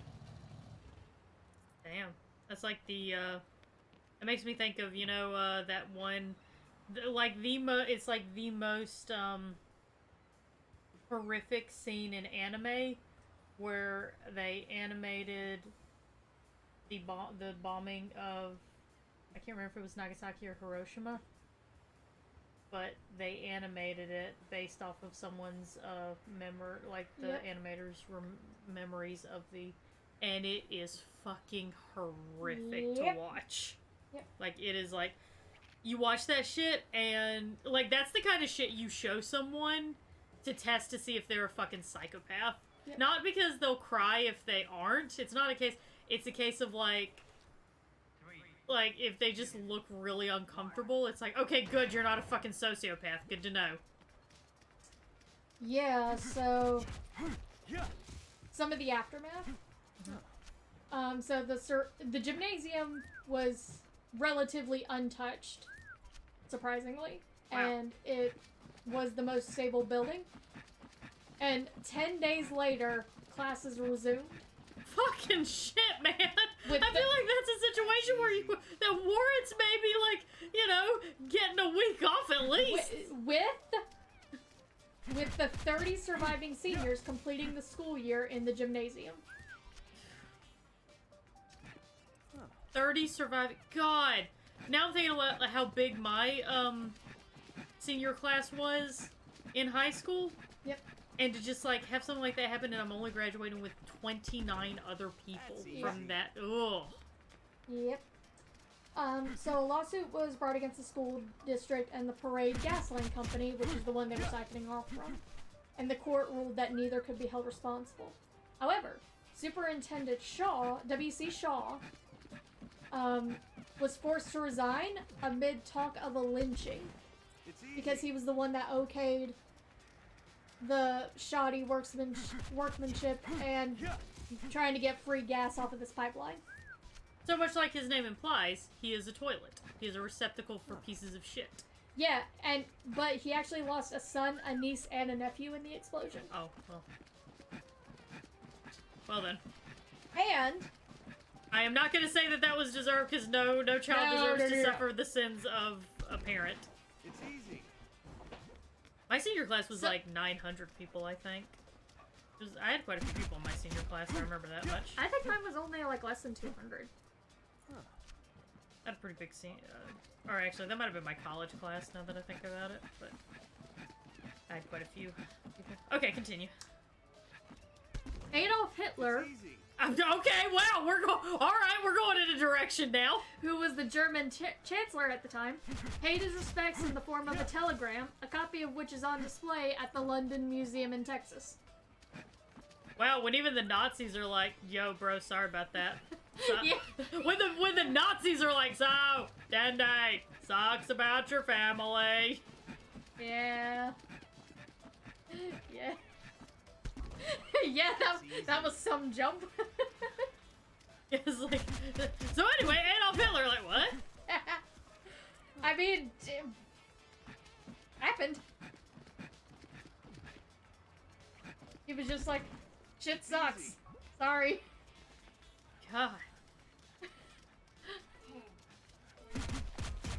Yeah, Hitler was a politician first and a monster second, basically. Yeah, well, I mean, you know.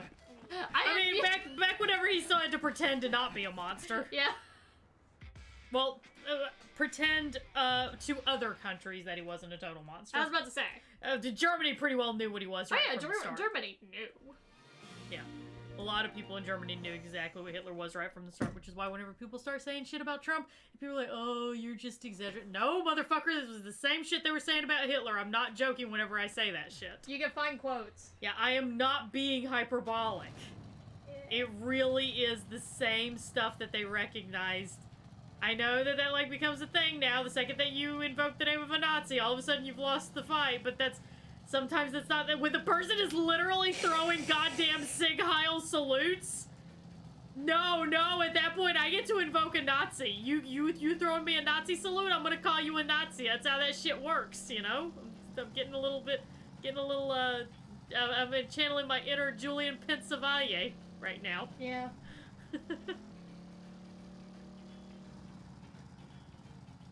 So, yeah. That happened.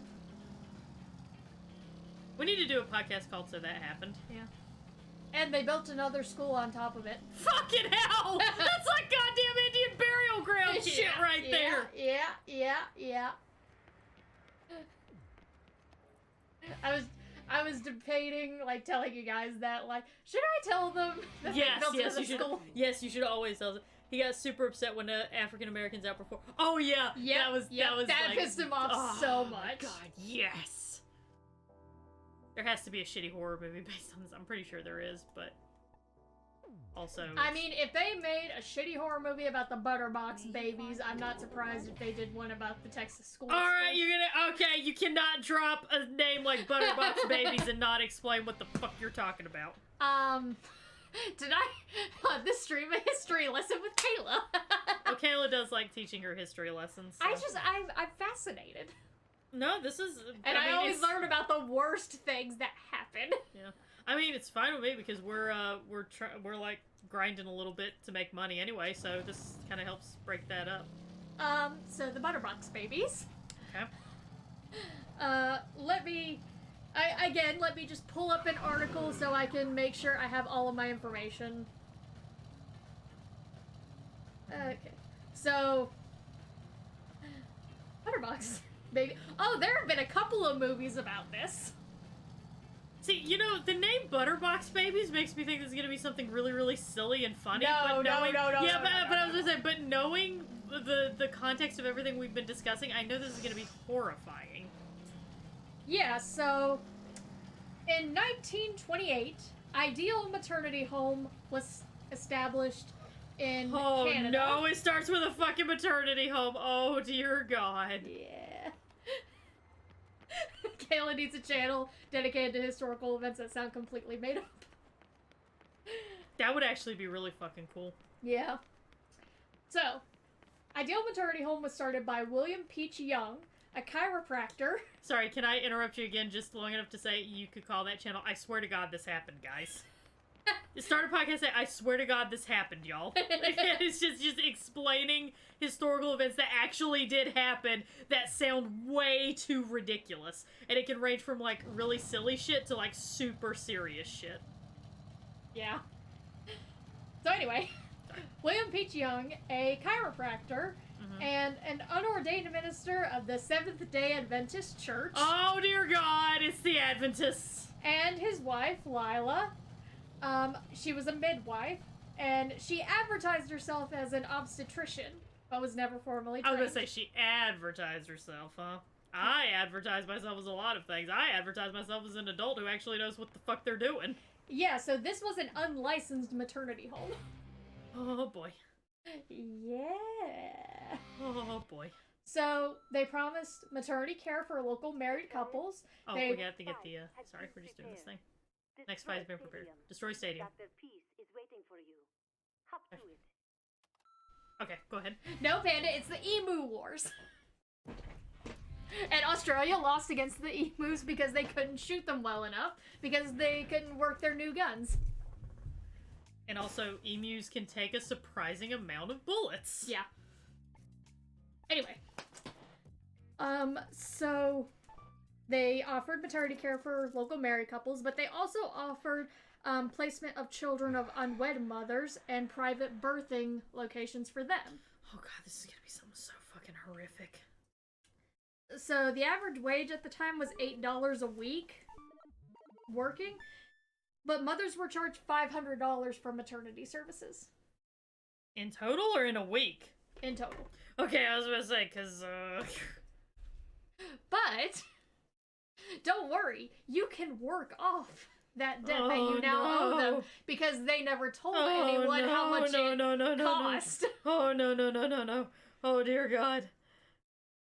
Oh, no. So, obviously, as a maternity home, they had a lot of babies that were in their care. Right. And Lila, oh, sweet Lila, so this whole situation, it was in Nova Scotia, Canada, and they were actually really well known. A couple of politicians would, like, adopt children from this maternity home, and they sung their praises. Okay. But it's also, like, it's, 1930s. Okay, so basically, like, if you could deliver a child into the hands of your local politician without, like, slitting its throat open and taking its head off, you were considered pretty fucking amazing by the standards. Yeah. Yeah, Kayla's got that look on her face like, see, you say this with a joking tone, but... Alright, continue. Oh my god, I Bramble Pippington this shit. I feel like I just inadvertently predicted the twist. Alright, continue. So they typically had between 80 to 125 babies housed at a time, at any given time. Okay. But the ones that they valued, that Lila valued, the ones that she could sell off, were the young white ones. Yep. Especially the boys. With the boys, the ones without birth defects, the ones that weren't mixed race. You know, the ones that moms typically do not want to give up. Yeah. She would lie to some of the mothers and say that their child had died. Oh no! Because they would already she would already have sold off the child to someone else. Oh. So anyway. Because it's an unfortunate reality. It's not me saying I condone it, it's the unfortunate reality of adoptions, is that a lot of times you get even nowadays, you get couples looking to adopt and they're looking for a perfect little white infant baby with no birth defects. Yep. It's the unfortunate reality of the adoption process. Yeah. So what do you think happened to the other babies? The throat slit joke that I made? No, okay, no. Did That's too kind. Did they get turned into butter? No. Well, why are they? No, I imagine you'll get to the Butterbox thing. I'll explain. Yeah, you'll get to it. Okay. I'll explain. Gutted for parts. No, that's still too kind. What Lila would do is, instead of giving the babies milk, she would feed them water and molasses. And what that did was slowly starve them to death. And it would take over a week for a baby to die like that. And the reason that they're called the Butterbox Babies is because there was a dairy farm nearby. And they would have the groundskeeper go and get boxes that they had used that were labeled butter boxes. And they would do mass burials of the babies with that. Yeah, Gomez, you want to go ahead and get out of here. We're in a situation where Bird is sitting here going, oh god, how could you do that to fucking children? Yeah, so they would typically just, you know, starve them to death. And even the ones that were alive, they never really took care of them. Just like kept them alive long enough to get them into the hands of the high-paying politician. Yep. Fair, yeah. Yeah, so again, they would just have these mass burials of stuffing the babies into these butter boxes as many as they could fit, and just bury them on the grounds of their property. So how were they eventually, like, what eventually gave them away? So, the Nova Scotia Department of... I'm glad you asked. Yeah, Caleb be like, I am so glad you asked. And I'm like, and me be like, I am not very glad that I asked. So, the Nova Scotia Department of Public Welfare, they gathered evidence that they were mistreating the children. Because, again, like, they would have babies, like, just sitting in their own mess for hours, even days. They didn't properly take care of them. And again, you know, they were feeding molasses and water to the ones they didn't want. Right. So the child welfare system lacked the mechanics to actually shut down. And the maternity home. What do you mean they lacked the mechanics? There wasn't a social policy or any laws in place. Gee, so they lacked the authority to do it. Yeah, they lacked the authority to do it. The most they could do was fine them, like $100. Holy fuck, man! And they made over $1 million. Holy, so they literally could have just kept right on doing it and just like paying off their fine. Yeah, that's what they did. Oh my fucking god! That's exactly what they did. So, in 1935, they were actually convicted of, the Youngs were convicted of fraud for charging childcare expenses for a dead child.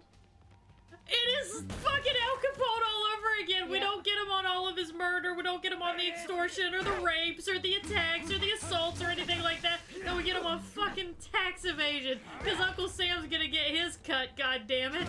Oh, just wait. Oh no. In 1936, they were...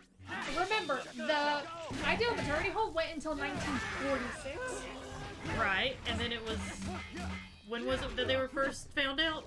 In 1935 was whenever the fraud came in. Oh, dear And, God. oh, it's gonna get worse. In 1936, they were charged with manslaughter in relation to the death of a baby and a mother, but they were acquitted.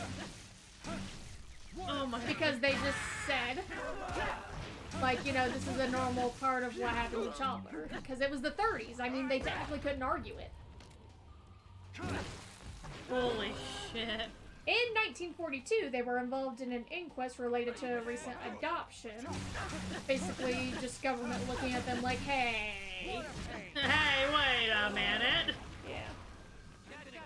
In 1946, the government failed to prosecute them for having overreached their questionable medical qualifications, i.e. William being a chiropractor and that not being taken seriously in the medical field. Okay. So they were, in 1946, they were convicted of 7 violations of the Maternity Boarding Houses Act, which were laws that were kind of set up because of the shit that they were pulling. So they literally could not. They were like, okay, so basically the cops were like, we'll be back to get you just as soon as we're done writing up some new laws so that we can get you. Yes, but wait, it gets worse. You're like the Billy Mays of but wait, it gets worse. The Youngs renamed the building Battle Creek of Nova Scotia Rest Haven Park, so they can continue business as usual amid the court cases. Mm-hmm. Okay. So, in 1946, a newspaper finally published an article talking about all the shit that was happening. And they titled it, Traitors in Fear. Baby farm rackets still lure girls who are afraid of social agencies. Because, you know, unwed mothers are just the scum of the earth, I guess. Pretty much. Alright. So, it called them out for basically being international traffickers of babies. Because people from America would also come up just across the border to Nova Scotia to come get babies there. Our friendly Canadian neighbors who definitely would not do anything wrong because they're friendly and Canadian, eh? Yeah. Because no Canadians have ever done anything bad at all. Yeah, so the Youngs sued for defamation because of this article. It was unsuccessful, and it was during this trial that it was revealed that dead infants were buried in the butter boxes. Dead infants in the butter boxes, y'all. Yeah.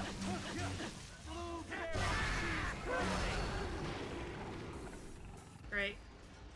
Lovely. You okay, Bird? Yeah. Yeah. So, eventually the home was shut down amidst all the scandals. Everyone was finally turning on them. Now, not because anyone was getting fucking arrested! No, but you're not. because at a Nobody was arrested. Yeah, but because at a certain point, eventually, Sally's gonna look at her husband and go, you know, Harold, I just don't think that this is a good place to be bringing our kid. Yep. You know, Harold, I just don't think it's a good idea. I think they might be a little bit morally lax. They might be deep in the sewers of moral turpitude. And also, I believe that lady who runs the place might be one of those lesbians. They're lesbians, Harold. I just know they're all lesbians. Alright, continue. I had to break this up somehow. Okay. Alright. I did not expect that. Kayla's just like, I think I broke Bird. So it eventually closed in the mid-1940s amidst all the scandal. Again, not because anyone was arrested. It was just because they got lesbians, Harold. It was because they had such a bad reputation. Wow. The free market has spoken, everyone. Yep. That's literally what happened. Wow. So Lila and William, William died, I believe, in the 80s, and Lila died about 10 years later. And they were both buried on the property near where they were burying the Butterbox Babies. Holy shit. And, but wait, there's more! And, this is actually kind of a good thing. So there is a website called Ideal Maternity Home Survivors. Because babies were adopted out as far as Europe and the southern United States, there's a website where mothers who had children and went to the ideal maternity home and then they were taken from them, they can connect, possibly find out what happened to their children, or children can find their mothers. Oh, that's nice. Yeah. Oh, isn't that lovely? Now, are you gonna tell me that that's run by like a sex cult or some shit? No. You sure? I am sure. Okay. I was just like waiting for you to give it an appropriate pause to let me lull myself into a false sense of security so that you can go, but I'm pretty sure they're affiliated with Scientology, so I can go, God damn it! I'm pretty sure the leader is affiliated with Scientology. God fucking damn it! I'm glad I'm playing a hack and slash so I can take this horror out on. I mean, I'm having fun. I'm glad. Legit, I am glad that you're enjoying yourself. Yeah. So, you know, the ideal maternity home was shut down in a sense. Again, not because anyone was arrested, not because anyone was seen as doing anything wrong in the eyes of the law. Because there were no eyes of the law for this particular situation. It was purely because the market died like the babies. Good God. Too much? It's still kind of funny, not gonna lie. And they have made 2 movies about the Butterbox Babies, although the one that's usually free on Prime, it's called The Child Remains. It's bad. Don't even bother with it. Okay.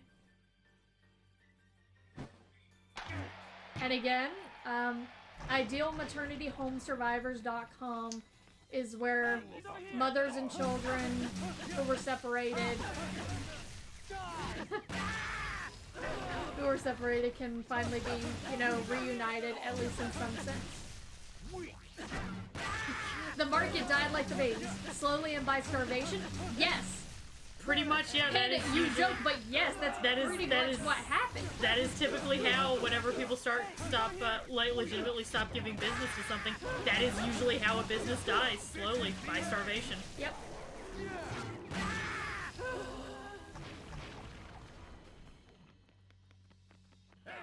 So can we go back to like blatant disregard of safety protocols? That was more fun. Okay, let me see what I got. While I slice through the warriors. Sure, honey. Come out and play! Because there were cheaper imports coming in from Russia and China. Tale as old as time, man. I actually don't know about the sewer explosion in Guadalajara, Mexico. Oh, well, I guess that'll be your research project for the next stream. Yay! Sweet. Okay, let's see here. Kayla, like, watches a lot of Well, There's Your Problem. It's so interesting, because I've never been a fan of engineering or anything like that, but they legitimately make it fun and explain it to me in a dumbed-down way that my stupid brain can understand it. Hey, he's over here! Oh, the Newsies. It was a horrible life. What, being a newspaper person? Yeah, I mean, either you didn't have a home to go to, you were making barely anything in order to survive, and then you were being exploited by the people who ran the newspapers. By the way, y'all, how is the volume level whenever, like, Kayla's talking and I'm in the middle of an action scene? Because I keep feeling like it's too loud, but I want to get some... But nobody has said anything.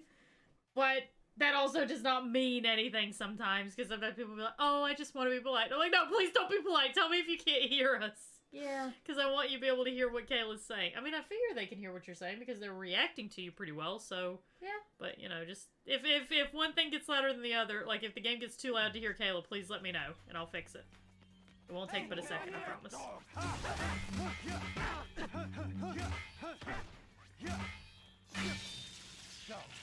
They started marking the bags to the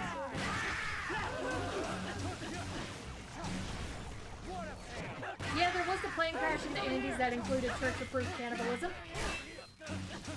Continue. I'm listening. I am invested now. Tell me about tell me about the plane crash, George. Okay. So in the Andes Mountains, this group of rugby players. Let me double check. Sorry, I keep pulling up articles just to make sure I fucking get it right. Because I hate misinforming people. So, on October 13th, 1972, on a private flight, this group of rugby players and family members, as well as their coach and the flight crew, they were traveling to go to a match that was supposed to... it was supposed to be in Chile, and they thought that they had reached their destination. Right.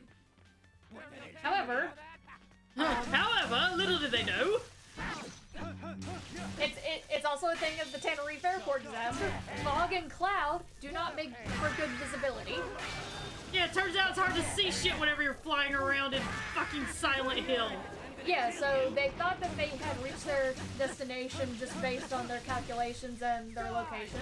So they started to descend and got out of the clouds. However, instead of seeing Chile below them, they saw Snow White Mountains. just snow. Snow White Mountains. And they got so low and were so surprised, they lost a wing. Just, oh dear sweet Jeebus. Just dropped a wing, just quirky girl stuff when you lose a wing. Yeah. Just quirky stuff, just quirky things. Because I'm not like other planes, wing flip.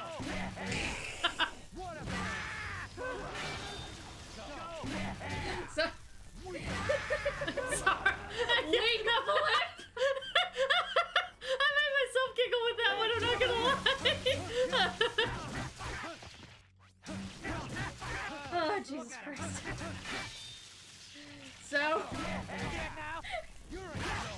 So anyway, this aircraft, which the type of plane that it was nicknamed a lead sled. Oh dear, sweet Jeebus. Yeah.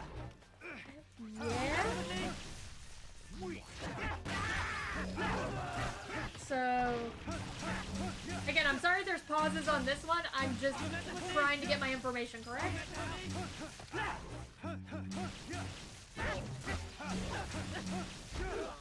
So, because they were descending and they were in the fucking mountains, fun fact, the higher you go up the mountains, more wind. Yeah. Wind make turbulence. Turbulence make planes shake. Especially when plane only have one wing. Especially when plane end up only having one wing. Basically, planes are way more delicate than you might think. Planes are simultaneously more delicate and more sturdy than you might think. Yep. Alright, we gotta intro. Yeah, I'll let it go. The moment you step onto the field, the fight begins. If you win, one wing plane jump. If you lose, well, there's no need to go into that. Need to pop a breath mint? Hit the restroom? Brush your teeth?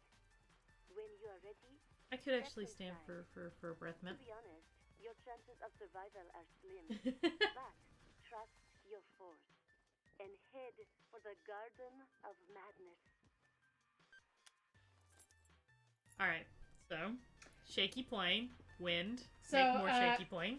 Shaky plane, lost part of the wing, and to try and account for this, the pilot decided, okay, I'm just gonna jerk the stick and we're gonna go practically completely vertical. Sounds like a great idea. I don't see where that could possibly go wrong. Yeah. He was actually trying to, like, get over a mountain ridge. It's just pull too hard on stick. Bad happened. So, like, it wasn't necessarily a bad idea, just the execution left something The to be execution was bad enough that the lower part of the tail of the plane and basically the rear part of the plane was just completely taken off from the ridge because it hit, which included 2 rows of seats in the rear, the galley, the baggage hold, the stabilizer, and, you know, basically just leaving a huge fucking gap in the back of the fuselage. Planes are legitimately designed so that if the engine goes out, the pilot can safely glide the plane down to the ground without killing everyone. But you know, you do need a plane to glide. Yeah. You kind of need the plane to exist. And like I said, this type of plane was nicknamed the Lead Sled. Because it had a heavy butt. Because it didn't have any kind of... Oh,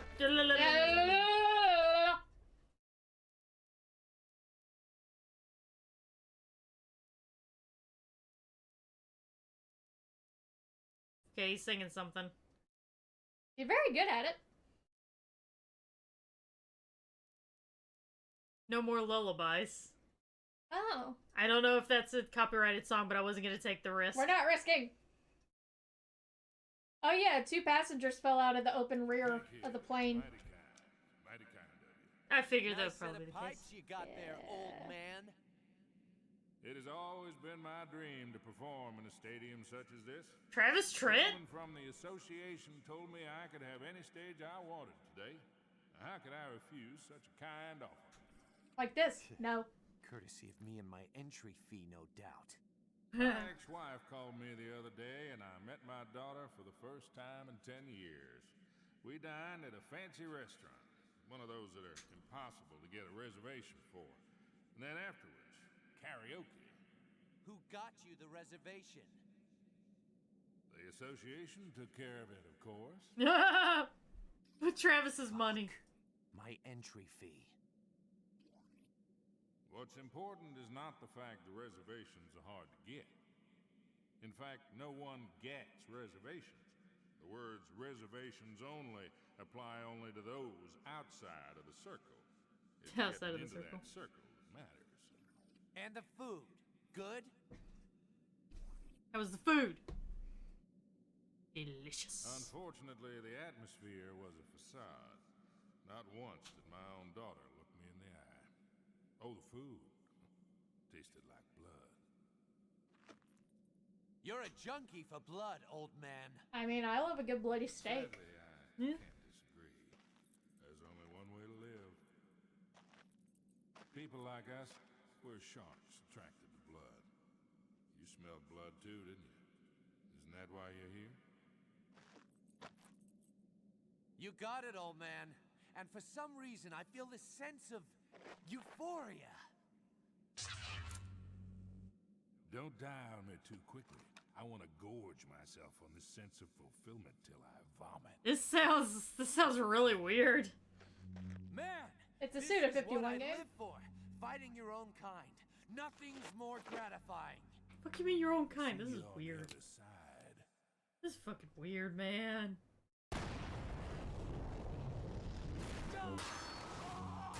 Oh shit!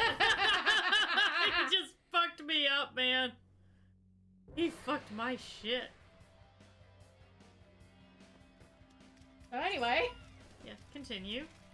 So after losing the back end of the plane, a couple of people, wing or two, And a partridge in a pear tree. and a partridge in a pear tree, the fuselage basically just bonked onto the snow and started sliding down. It literally just bonked. Yeah, pretty much. So it went for... It went down like a high-speed toboggan, about 2,300 feet, before it came in contact with a snowbank and finally stopped. Okay. Now this sounds good in theory that, okay, they're finally stopped, but the impact was so harsh that a whole bunch of seats and rows shot forward. Oh, Jesus from the sakes. impact.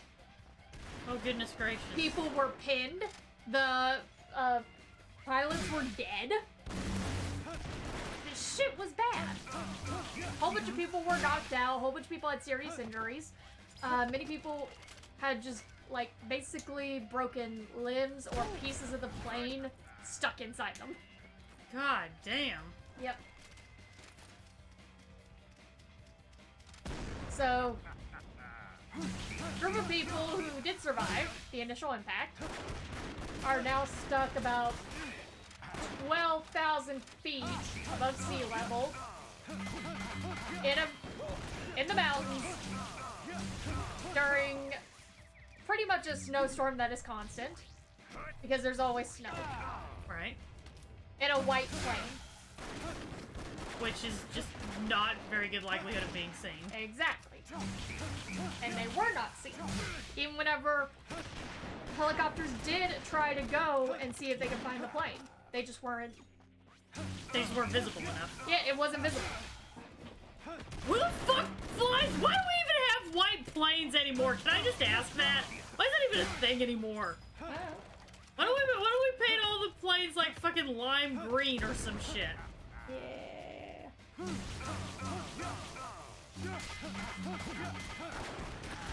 Okay. So, out of the 45 people on the aircraft, 3 passengers and 2 crew members were killed when the tail section broke off.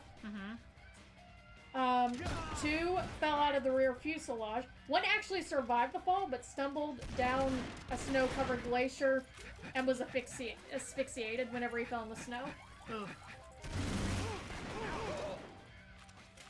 At least 4 died on the impact of the fuselage hitting the snowbank. Again, gravity.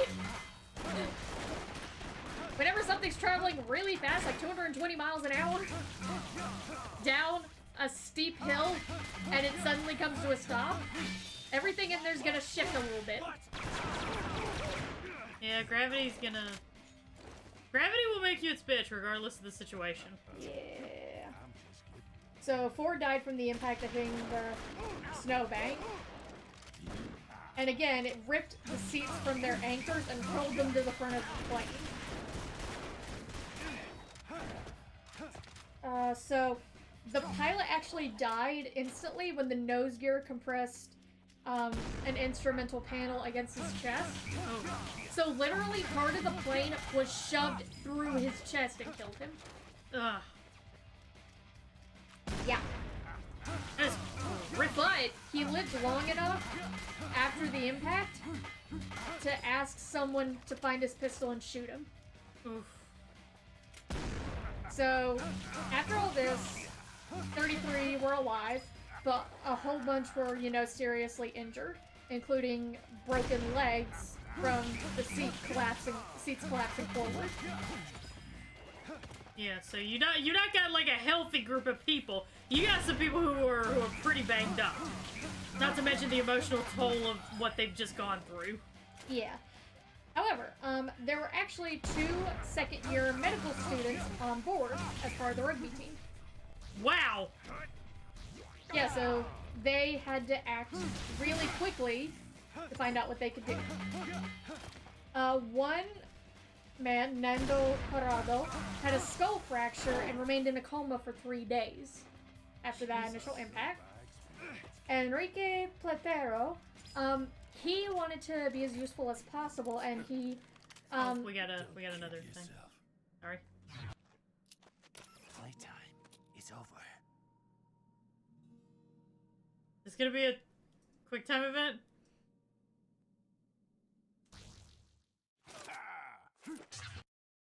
Oh, it kind of was, but it wasn't like it was just a press X to not die situation.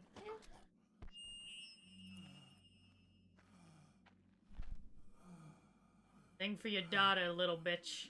Next song I sing, I know my daughter will love. Won't you, darling?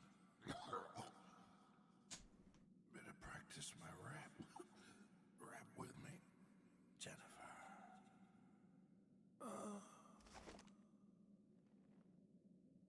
It's open mic night in hell, old man. Sing all you want down there.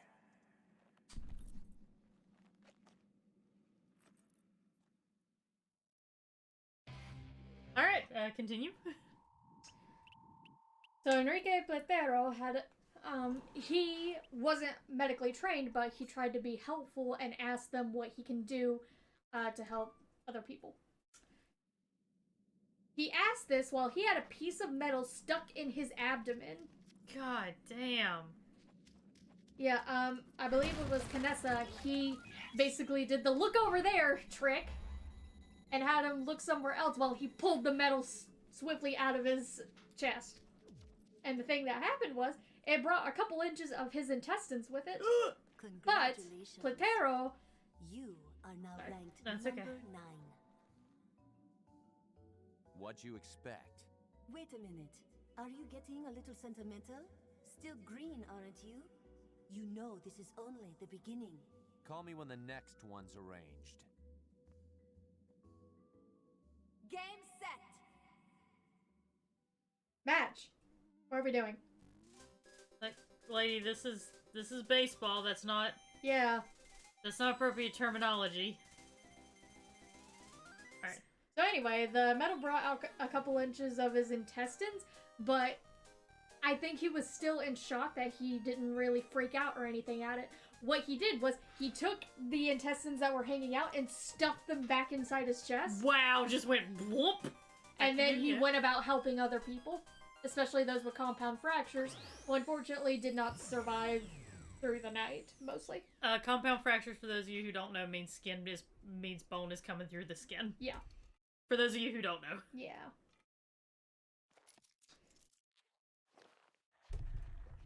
Okay. And it's typically not, it's typically like, it can be fatal if you're not treated pretty damn quickly. Yeah. And the most that they could do for people with compound fractures was they actually MacGyvered a couple of hammocks to keep them elevated and off of the snow-filled fuselage. They use this with, like, the netting that's used to hold... Sorry, we keep interrupting you. Just calling to remind you that you haven't returned one of our rentals. Let's see here. It's titled Big German Jug. Be sure to return it soon. Have a nice day. Has he got a fax machine? Congratulations, Mr. Touchdown. I mean, no judgment. I've got a fax machine, but yeah. UAA rank is now complete. Moving on up to the east side. In addition, we have faxed you some information about the rankings in case you wish to continue your ascent. As a friendly reminder, there will be a small nominal fee to participate in ranked fights. Natch. Thank you for your understanding, and have a nice day.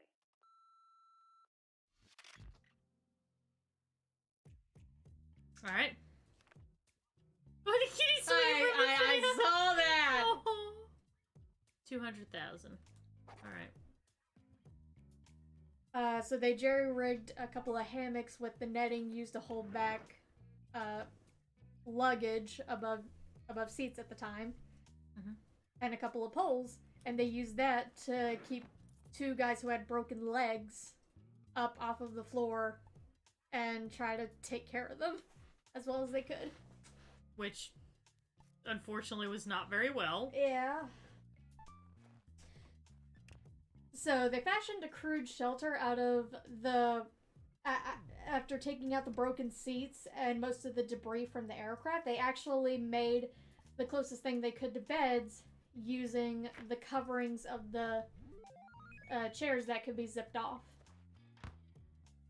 That was actually pretty creative, I will say that. Yep.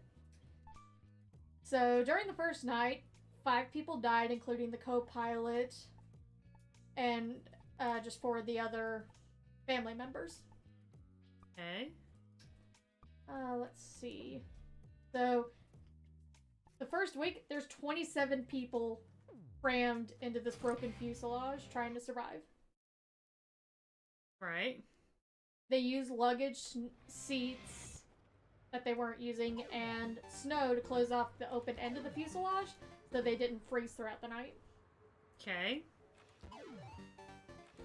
They got water by using sheet metal from under the seats, placing snow on it, and having it outside because the sun did shine. Right, so use magnification to melt the snow. Yep. Although that's not going to be very sterile, you should still have a fire to boil it. But, I mean, I understand desperate times, desperate measures, and all that jazz. Yeah, they would pour it into empty wine bottles. Okay. To prevent snow blindness, which, ooh, that's some shit. Snow blindness, for those of you who don't know, is how the sun can, in fact, reflect off of the water on top of snow, or just off the snow itself, and it can cause you to go blind. It essentially sears your retinas. It's really horrific. Sunburn corneas. Pretty much. It's awful, it's painful, and can you recover from it? It depends on how long you were exposed. Oh, dear. Yeah, so it's also potentially permanent. Yes. They improvised sunglasses from visors in the pilot's cabin, wire, and a bra strap. Wow. Yeah. Again, they removed the seat covers to try and keep themselves warmed, and they used seat cushions as snowshoes. Mm-hmm. Marcelo Perez, captain of the rugby team, assumed leadership, basically. I was trying to keep everyone alive. It's you again. Okay. Is this the one who got a thing pulled out of his tummy, or was that somebody? No, that was someone else. Alright. So Nando was the one who got, skull injury and was out for 3 days. Right. He was on the plane with his mother and his sister. Okay. His sister was 19-year-old Susanna. She was severely injured with basically an impact to her skull from the force of the crash. And she died 8 days later. God. Yeah. So, the 27 who were alive, they were facing basically like negative 30 degrees Celsius nights. Oh, fuck that noise right there. The only way that they were able to keep warm sometimes was that a whole bunch of them were smokers. So they had lighters. Wow. Yeah. Who'd have thought smoking would actually save lives? Yep. They found a small transistor radio jammed between the seats, and they were able to basically improvise a very long antenna using electrical cable from the plane. Mm-hmm. And they heard on the 11th day that they were there that the search was canceled. Oh no. Yeah, because, like I said, many planes and helicopters, they flew over that area multiple times trying to find them, because they were notified within the hour of the plane going down. Right. But again, they just weren't able to find them, because white plane mixed with white snow equals no visibility. Yeah. So, all the food that they had whenever they landed: 8 chocolate bars, a tin of mussels, 3 small jars of jam, a tin of almonds, a few dates, some candies, some dried plums, and several bottles of wine. Typically, they would be given a very small, meager portion of food and a little thimble full of wine to keep them alive. Okay. Parado, he ate a single chocolate-covered peanut over 3 days. Good lord. Yeah. Even with the rationing, obviously they're gonna run out of food pretty fucking quickly. Because there's no vegetation or animals in the area. Because it's a snow-covered mountain, basically a glacier. Mm-hmm. The food ran out after a week. So they tried to eat parts of the plane, like the cotton inside the seats and leather. And of course, they got sick from eating those. It's playing a remix version of Eye of the Tiger, and I didn't want to risk it. Yeah. So, in order to survive, cannibalism basically came into talk about 2 weeks in, with some saying that should they die, the others could use their body and eat them to survive. And they eventually did succumb, after quite a bit of starvation, to eating the dead bodies, which they had to use a piece of sheet metal from the plane in order to cut off pieces from them. but the food was also very chewy because they had to keep trying to get pieces that weren't completely frozen over. Right. Yeah. And again, it took a long time for them to like get to the point of cannibalism because a whole bunch of them were from a Christian like a Christian sports organization. Yeah, church typically does frown on that. Yeah. Well, certain sects of it do, at least, like the more fundamentalist ones do. Yeah. Me personally, I'm just like, nah, bitch, that body's dead, that soul has left it, do what you gotta to survive. I'm saying this as a person who, I'm pretty open about the fact that I do believe in God, so I'm saying this as a Christian. No, that spirit has left that vessel, do what you gotta do. Yep. Yeah, I love Caitlin Doty's video on this. Alright, so they eventually started eating each other. Well, they were eating the dead people. Well, you know. Come on. Alright, either way, Donner Party of 50 over here. Yep, Yeah. got it. Yeah. Some of the survivors, they could not morally make themselves be okay with it. They refused and started to starve. Yeah, they did put matchstick-sized strips of meat out on the same surface they're using to melt the water, and they were using it to dry it out like jerky. Oh. I mean, makes sense. Keeps longer. Yeah. Parado, he protected the corpses of his sister and his mother. He was the one who was knocked out in a coma for 3 days. So his sister and mom are dead, and he's blatantly saying, no, you are not eating them. Okay. Yeah. So they initially only ate the skin, muscle, and the fat, but the flesh started... First, it was baking partially in the sun, whenever the sun did come out. And other times it just started rotting naturally because, hey, that what body do. Body gonna body. Body gonna body. So they started to eat the hearts, lungs, and even the brains. Because they were protected, in a sense. Right. And again, all of the passengers were Roman Catholic. Yeah, so they were doing something, like, for them, extremely blasphemous in order to survive. Yeah. Yeah,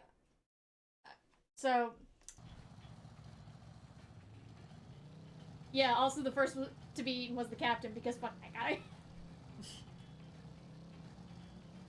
So Javier Meto and his wife Liliana, she was the only surviving female passenger. They were the last ones to get on board with eating human flesh. Because she had strong religious convictions, and she only agreed reluctantly after she was told to view it as a kind of holy communion. Wow. Okay. So 17 days after the crash, near midnight on October 29th, an avalanche struck. Oh, goody! Yeah. This is just gonna be the marathon of, but wait, it gets worse. It filled the fuselage and killed 8 people, including Liliana. Aww.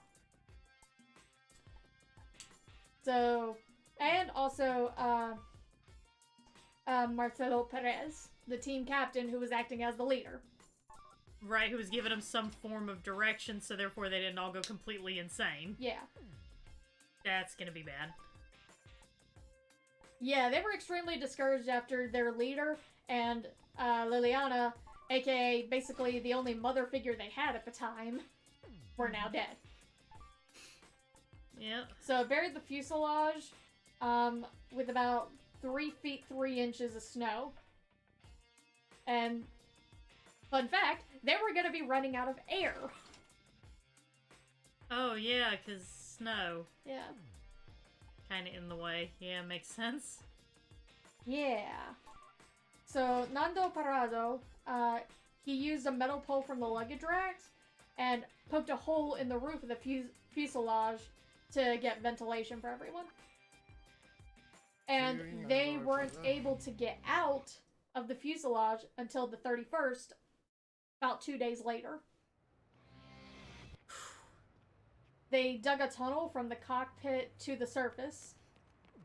And they got out only to see, oh, there's a huge blizzard also going on, so now we have to stay in the fuselage. Yeah, it's like, yeah, we're free. Oh, fuck, get back in. Yep. Everybody get back in the goddamn fuselage. Yeah, so basically they were trapped in there for a total of about 3 days. With the corpses of those who died in the avalanche. And on the 3rd day, they had to start eating the flesh of the people who were in there. Oh, man. Jesus' 3rd day was way better. He just rose from the dead. Yeah.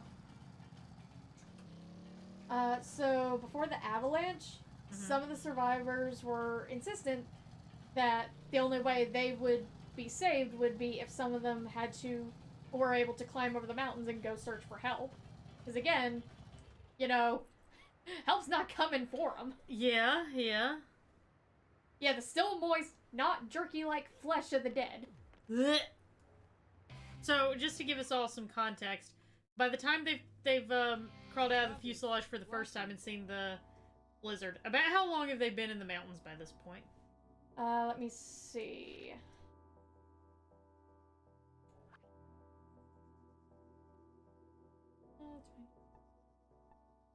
About 16 days. Okay.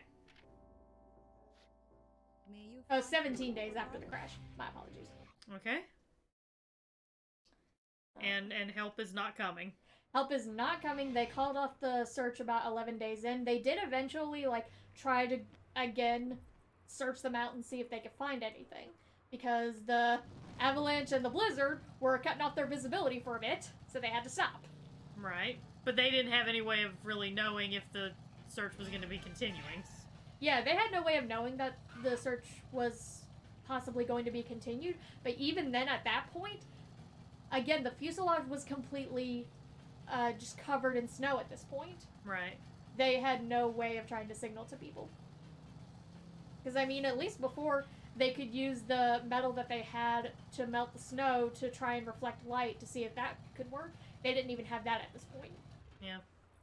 And nobody had thought, hey, while we're eating all these bodies anyway, why don't we just, like, pour blood on this goddamn fuselage? Yeah. I mean, you know, red stands out against white. Yeah, kinda. Excuse me. No, you're fine. So, they were deep in the Andes, about 55 miles east of Quirico, the Chilean countryside. Yeah, they lacked survival skills. Well, they were a rugby team in their defense. Yeah. And I know that they did lay out seats, and some of the bedding during the day, because they would stay out and basically look at the sky to see if anyone was gonna try and come for them. Yeah? Yeah, they were in their early 20s. Some of them were teenagers. And also just lost, in many cases, their entire families. Yeah. So, anyway, but wait, there's more! But wait, there's more. So, as I said, before the avalanche, they did talk about people having to go and travel and see if they could find civilization. But, you know, altitude sickness, dehydration, snow blindness, malnourishment, extremely cold. It seemed impossible. Right. But eventually... And on top of all that, I think one of them had a hangnail. Hi, my name is Bert, and I make jokes to deal with really uncomfortable situations. Of course, Mom. I have not mastered the secret of the force. But eventually, especially after they were able to get out of the fuselage, they did decide some people would have to go and seek help, or else they were gonna die there. Right. But you won't never. Roberta Canessa, who was one of the medical students, volunteered, as well as Numa Turcati and Antonio Vizintin. And Parado. So the 4 of them were basically going to go and try to get help either by finding the countryside, or they were also going to see if they could find the back end of the plane.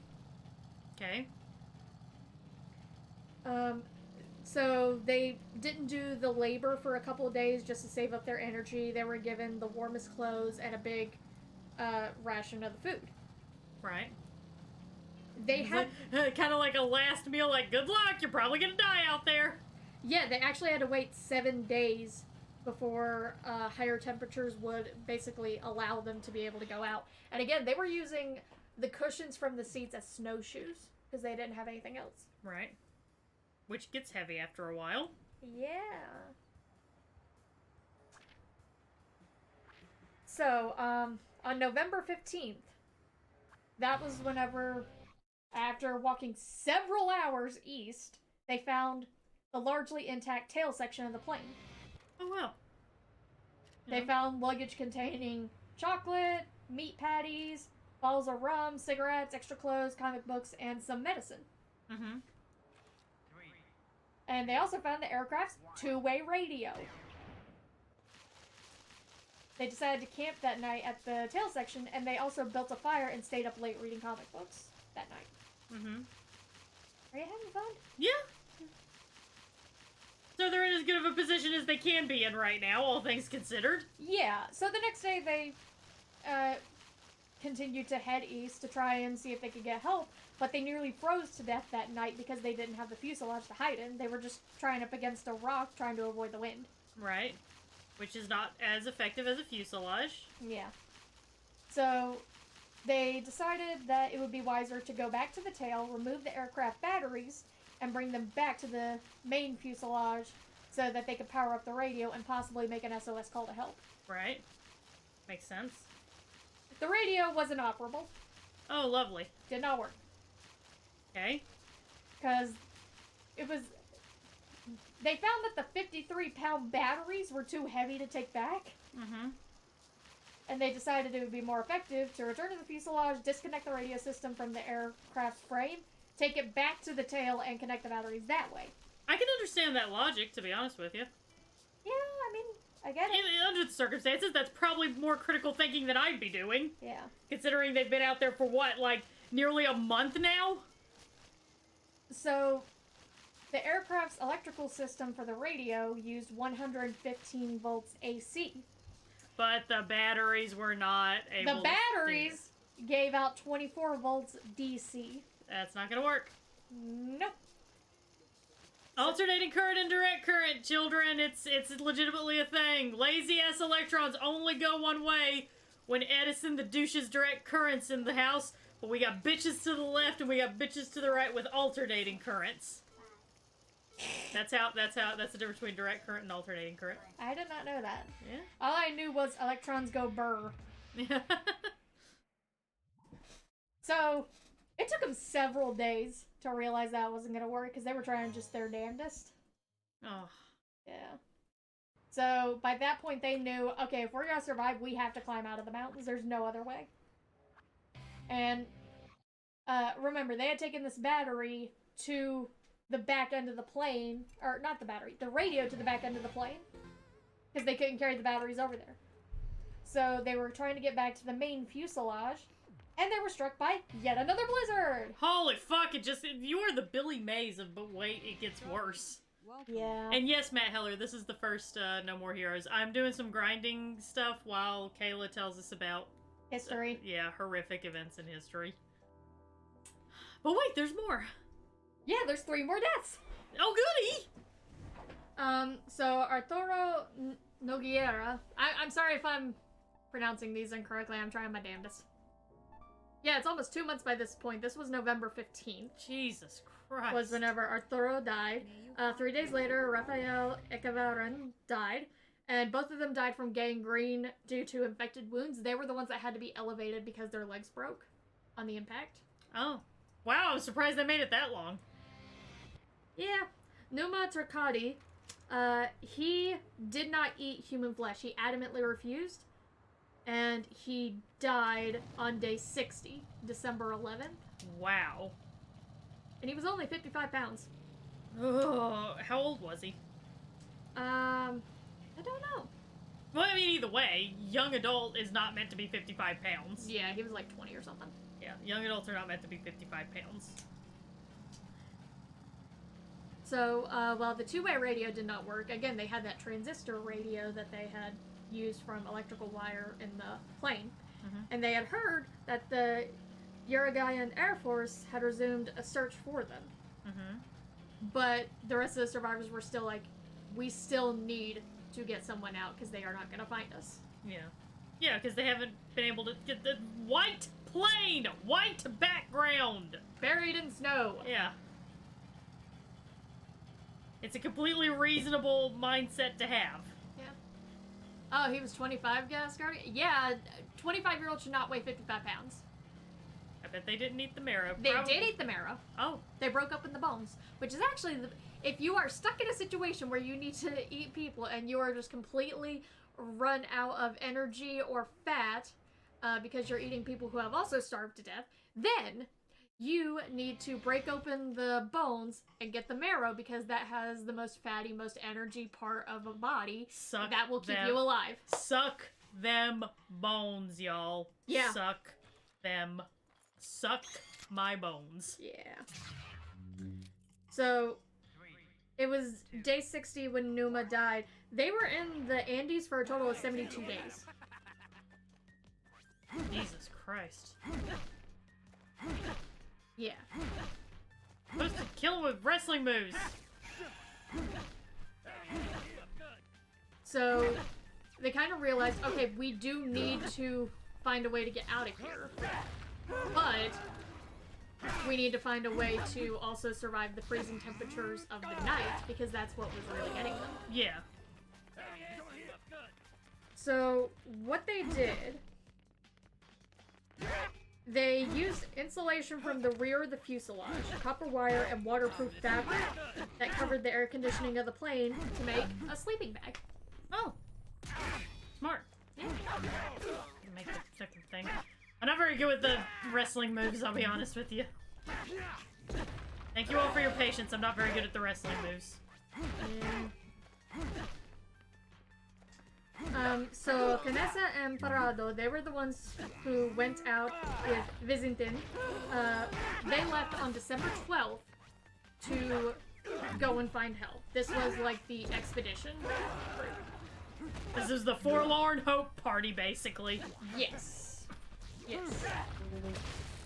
So, you know, they were climbing these mountains with no mountaineering gear of any kind. Over 10 days, they trekked about 38 miles. Good lord. Yeah. And they've been going like, it's been over 60 days, barely any food. At a high altitude, with little oxygen. So that's just... Yeah, they thought they were at 7,000 feet when they were actually at 11,000. The indomitable nature of the human spirit, y'all. Yeah. So, given the pilot's dying statement that they were near Quirico, they thought that they were near the western edge of the Andes. As a result, they only brought 3-day supply of meat. Oh no. But wait, it gets worse. Well, excuse me. So, they're battling lack of... Nando, we're doing this parado. So, thin oxygen, no gear. No food. No food. They sank up to their hips in snow when they were trying to climb the mountain and try to get a good idea of where they were. Because it was the summer sun by that point. I know you want to say it. What? But wait, there's more. I know you want to say it. But wait, there's more. Yep. Okay. The survivors of the fuselage watched them climb for 3 days, trying to get up a ridge. Mm-hmm. So, it took 3 days, and they were still visible the entire Holy time by the people at the shit, fuselage. man. Yeah. Alright, so... let me see here, sorry. No, you're fine. Take your time.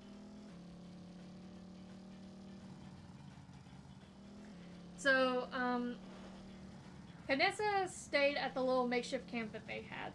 Parado and Vizintin, they were basically climbing this 100-meter tall ice wall, basically, to get to a vantage point where they could look around and see where exactly they were. With no climbing gear. No climbing gear. So, they got to the highest summit of the peak, which was 15,260 feet up. Jesus H. Christ, how do they even breathe at this point? I assume it was very difficult. So, they got up there thinking they were gonna see, like, you know, green fields because they thought they were closer to the Andes. They were not. No. But wait, there's more. No, guess what they saw? A lot of white. Yep. Snow peaks, mountain peaks, all that. Everywhere. In every direction. Oh, God. They had climbed a mountain on the border of Argentina and Chile, meaning the trekkers were still tens of kilometers from the green valleys of Chile. May you find your overpass? Oh, my God. Yeah. That would, I'm not gonna lie, if I'd been up on the top of that thing and I saw absolutely nothing, I'd be looking at my buddy going, well, we're about to, guess what? It's a lot quicker going down. I'd be hurling myself off that fucking thing. That'd be it for me. I'd be like, well. Parado actually said, Roberto, can you imagine how beautiful this would be if we were not dead men? Wow. So the next morning, they realized, okay, this is gonna take a lot longer than we planned, and we're running out of food. So Vizintin agreed to return to the main fuselage. So he gave Nando Parado and Canessa his share of the food. Okay. Because it was easier to go down a ridge than go up it. Right. Let's see. He actually made it back using an aircraft seat as a makeshift sled and returned to the crash site within an hour. And again, it took him 3 days getting back, getting up that mountain. It took him less than an hour to get back. God. I have not mentioned what their socks were made of, Izzy. Oh no. Because I honestly forgot. Anyway. So Parado and Canessa, they climbed to the summit again.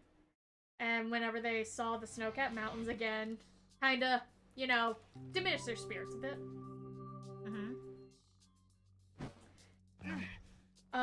But Parado saw 2 smaller peaks to the western horizon that did not have snow on them. So he realized, okay, it's warm over there. There must be a valley. There must be help. Hopefully. Yeah, so Canessa at this point was just like, okay, fine, fuck it, whatever, I don't care anymore. It's like, I'm dead anyway, let's do this. Yeah, Parado was just like, okay, this is our only hope. We need to go this way. And Canessa was just like, alright, fine. Canessa was embracing that let's fucking do this spirit. However, Canessa actually saw a trail about 2 days before, and Parado had said, no, let's not go that way, we need to go up. Oh god, no! Oh no! Only much later did Canessa learn that the trail he saw would have gotten them to rescue quicker. But wait, there's more! No! Okay, I'm listening. So, they basically followed this ridge towards the valley near the 2 peaks that did not have snow on them. They found the valley, went down a considerable distance, and finally saw something that was not snow. Oh, goody! What was it? It was a valley. You know, river, grass, animals. Tackle Bambi and kill him! Oh yeah, Izzy, they used the elbow skin of some of the dead to make socks. Goody. I mean, if that's them out here in the middle of the fucking blizzards being like, time for arts and crafts, motherfuckers! Yeah. Leatherface and Nando, let's fucking do this. Parado is like, y'all, Leatherface and Martha Stewart have had a baby and it's fucking me, motherfuckers! Hi, my name is Bird, and I make jokes whenever I'm uncomfortable. So Parado and Canessa hiked for several more days in order to finally make it to this valley, where they followed a river to reach the snow line that finally faded into green grass. Mm-hmm. And they had to actually keep walking for another couple of days. Okay. They found some evidence of camping, but no actual people. And on the 9th day, they found cows. Oh my god! When they tackle them, suck their milk. Yeah. They laid down to rest that evening, and Kanasa, it looked like he wasn't gonna be able to go any further. Mm-hmm. So they gathered wood to build a fire, and they saw 3 men on horseback on the other side of the river. Holy shit! Is this gonna be another "but wait, there's more" moment? Yes. Oh god! So Parado called out to them, but the river was so loud they couldn't hear him. Ah! One of the men across the river saw them and shouted back, "Tomorrow." So the next day, the man came back. He scribbled a note, attached it and a pencil to a rock with some string, and threw the message across the river. Okay. And then received the most horrific past note he's ever seen since that time he accidentally intercepted a note between Billy Joe and Sarah Lee in class one time. Yes, basically. Let me read out the note. Okay. I come from a plane that fell in the mountains. I am of Uruguay. We have been walking for 10 days. I have a wounded friend up there. In the plane, there are still 14 injured people. We have to get out from here quickly, and we don't know how. We don't have any food. We are weak. When are you going to come fetch us? Please, we cannot even walk. Where are we? Holy shit. So, the man, Sergio, he read the note and gave him a sign that he understood. He talked to the other 2 guys. And one of the men said that several weeks before, Carlos Baez's father had asked them if they had heard about the Andes plane crash. Oh. Yeah. Like, they couldn't believe anyone was still alive. Catalan, Sergio Catalan, he threw bread over to them, and then he rode on horseback westward for 10 hours to bring help. Holy crap. Yeah. He actually saw another man on his way out, and he asked him to go back for, sorry. No, you're fine. For Parado and Canessa. He said, go back and get them and bring them to Los Mientes. Mm-hmm. So, he had to go way down the river to find a bridge to cross. Mm-hmm. And he was able to finally get to a village of Puente Negro, to the holiday resort of Termas de Flaco. Okay. He was able to stop a truck and reach the police station. Okay. And finally got them help. They relayed news of the survivors to the Army Command in San Fernando, Chile, who contacted the Army in Santiago. Mm-hmm. So Parado and Canessa were brought on horseback to the village. They were fed and allowed to finally rest. They had hiked about 38 kilometers, or 24 miles, over 10 days. Since the plane crash, Canessa had lost almost half of his body weight, including about 97 pounds, or 44 kilograms. Jesus Christ. So, when the news broke that there were survivors, and again, this had been 72 days since the plane had crashed. Yeah, by that point, especially if you're crashing up in the mountains, you're pretty much, like, assumed dead. Yeah. So the Chilean Air Force provided helicopters that were finally able to go and get the survivors. Mm-hmm. They flew in heavy cloud cover. If you say that if you say that rescue plane fucking crashed, I swear to God, I'm done. No. Okay, I was like, I swear to God, if she tells me that rescue plane fucking crashed. So after the army had interviewed Parado and Canessa about what had happened, Parado led the helicopters to the crash site. Mm-hmm. he had brought the pilots. Excuse me. He brought them a flight chart and guided the helicopters up the mountain to the location of the remaining survivors. Wow. One helicopter remained behind in reserve. Makes just in sense. case any more was needed. Yeah, makes sense, makes sense. And apparently the... Yeah? Alright, real The quick. next fight has been set. Wait a sec. Why the hell you telling me this over the phone? Why? Because I cannot decide what to wear to the association's party tonight. Now, did I pay for this fucking party? Will be there. This Probably. is serious business. This is like fucking Fire Festival, except I'm funding everything. Square inch of my body. Yeah, whatever. Right. Looking at his body pillow. Yeah, whatever. Yeah. To the school? And then what? Just go. You'll know what I'm talking about, I think. What do you mean you think? You know, you really suck at your job. Life is more important than some job. That is why I am busy shopping right now. You, on the other hand, are busy killing people. Because that is all you ever do. What? Am I wrong? Well, I guess not. All right then. Okay, so they're on their way to save the day. Woo! Here we come to save the day. Yay! So, 2 helicopters on December 22nd, 1972. They were the ones who were able to touch down and make it to the site.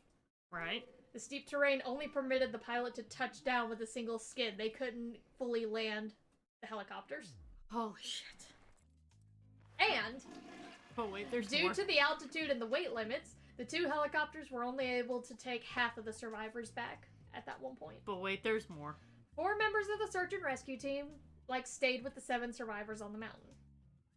And the survivors who were left, they slept one final night in the fuselage with the search and rescue party. So, because the second flight of helicopters arrived later the next morning. Okay. The last remaining survivors were rescued on December 23rd, 1972, more than 2 months after the crash. Jesus Christ. So out of how many people? Let me double check.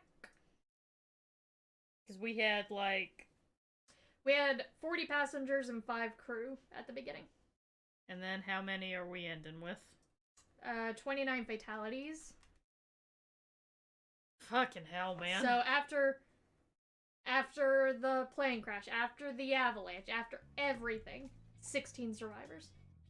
16 fucking people. Yep. Everyone just look at the kitty. Look at the kitty and be happy. The survivors were terrified to tell anyone about the cannibalism they had to do to survive. Because they were just like, oh god, everyone's gonna hate us. But a Catholic priest heard the survivors' confessions and told them that they were not condemned for eating the human flesh, given the extraneous nature of their survival situation. Right.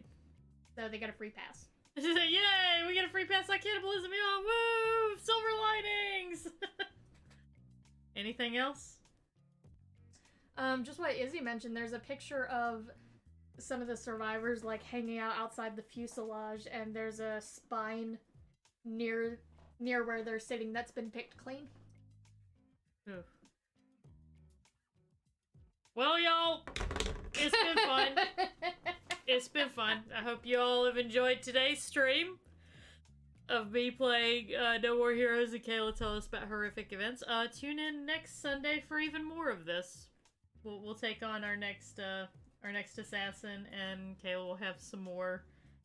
Yeah, in the chat option in Bird's Discord, see if there's any, if you want me to research something and tell you guys all about it, put that option in there.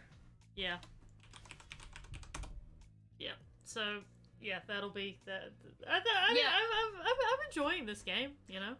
Also, what Izzy said, the parents of the dead forgave the survivors for eating their bodies. I mean, I don't know what they could have said at that point. Seems like after they've survived this long, seems like it would have been a dick move to suddenly get all huffy about it. I mean, some were initially huffy. Well, you know... Fuck those guys? Honestly, yeah, kind of. Anyway. Anyway. I had fun. Yeah, go say hi to Dilzik. Thank you guys for coming out. Tomorrow, I'm going to be doing more Borderlands with... Minx? With Minx, yes. With the Minx. Did my son give you gas? Alright, so tomorrow, more Borderlands with Minx. I'll do another stream one night this week. And then next Sunday, we'll continue No More Heroes and Kayla's new podcast. But wait, there's more. I'm having fun. Yeah. Thank y'all so much for coming out. Really do appreciate it. And I will see y'all tomorrow. Bye. Bye. Oh, actually, wait. What's our raid message? The Catholic Church approves cannibalism. Yes. That is our raid message. The Catholic Church approves cannibalism. The Pope says cannibalism's okay. Yeah, Pope says cannibalism is okay.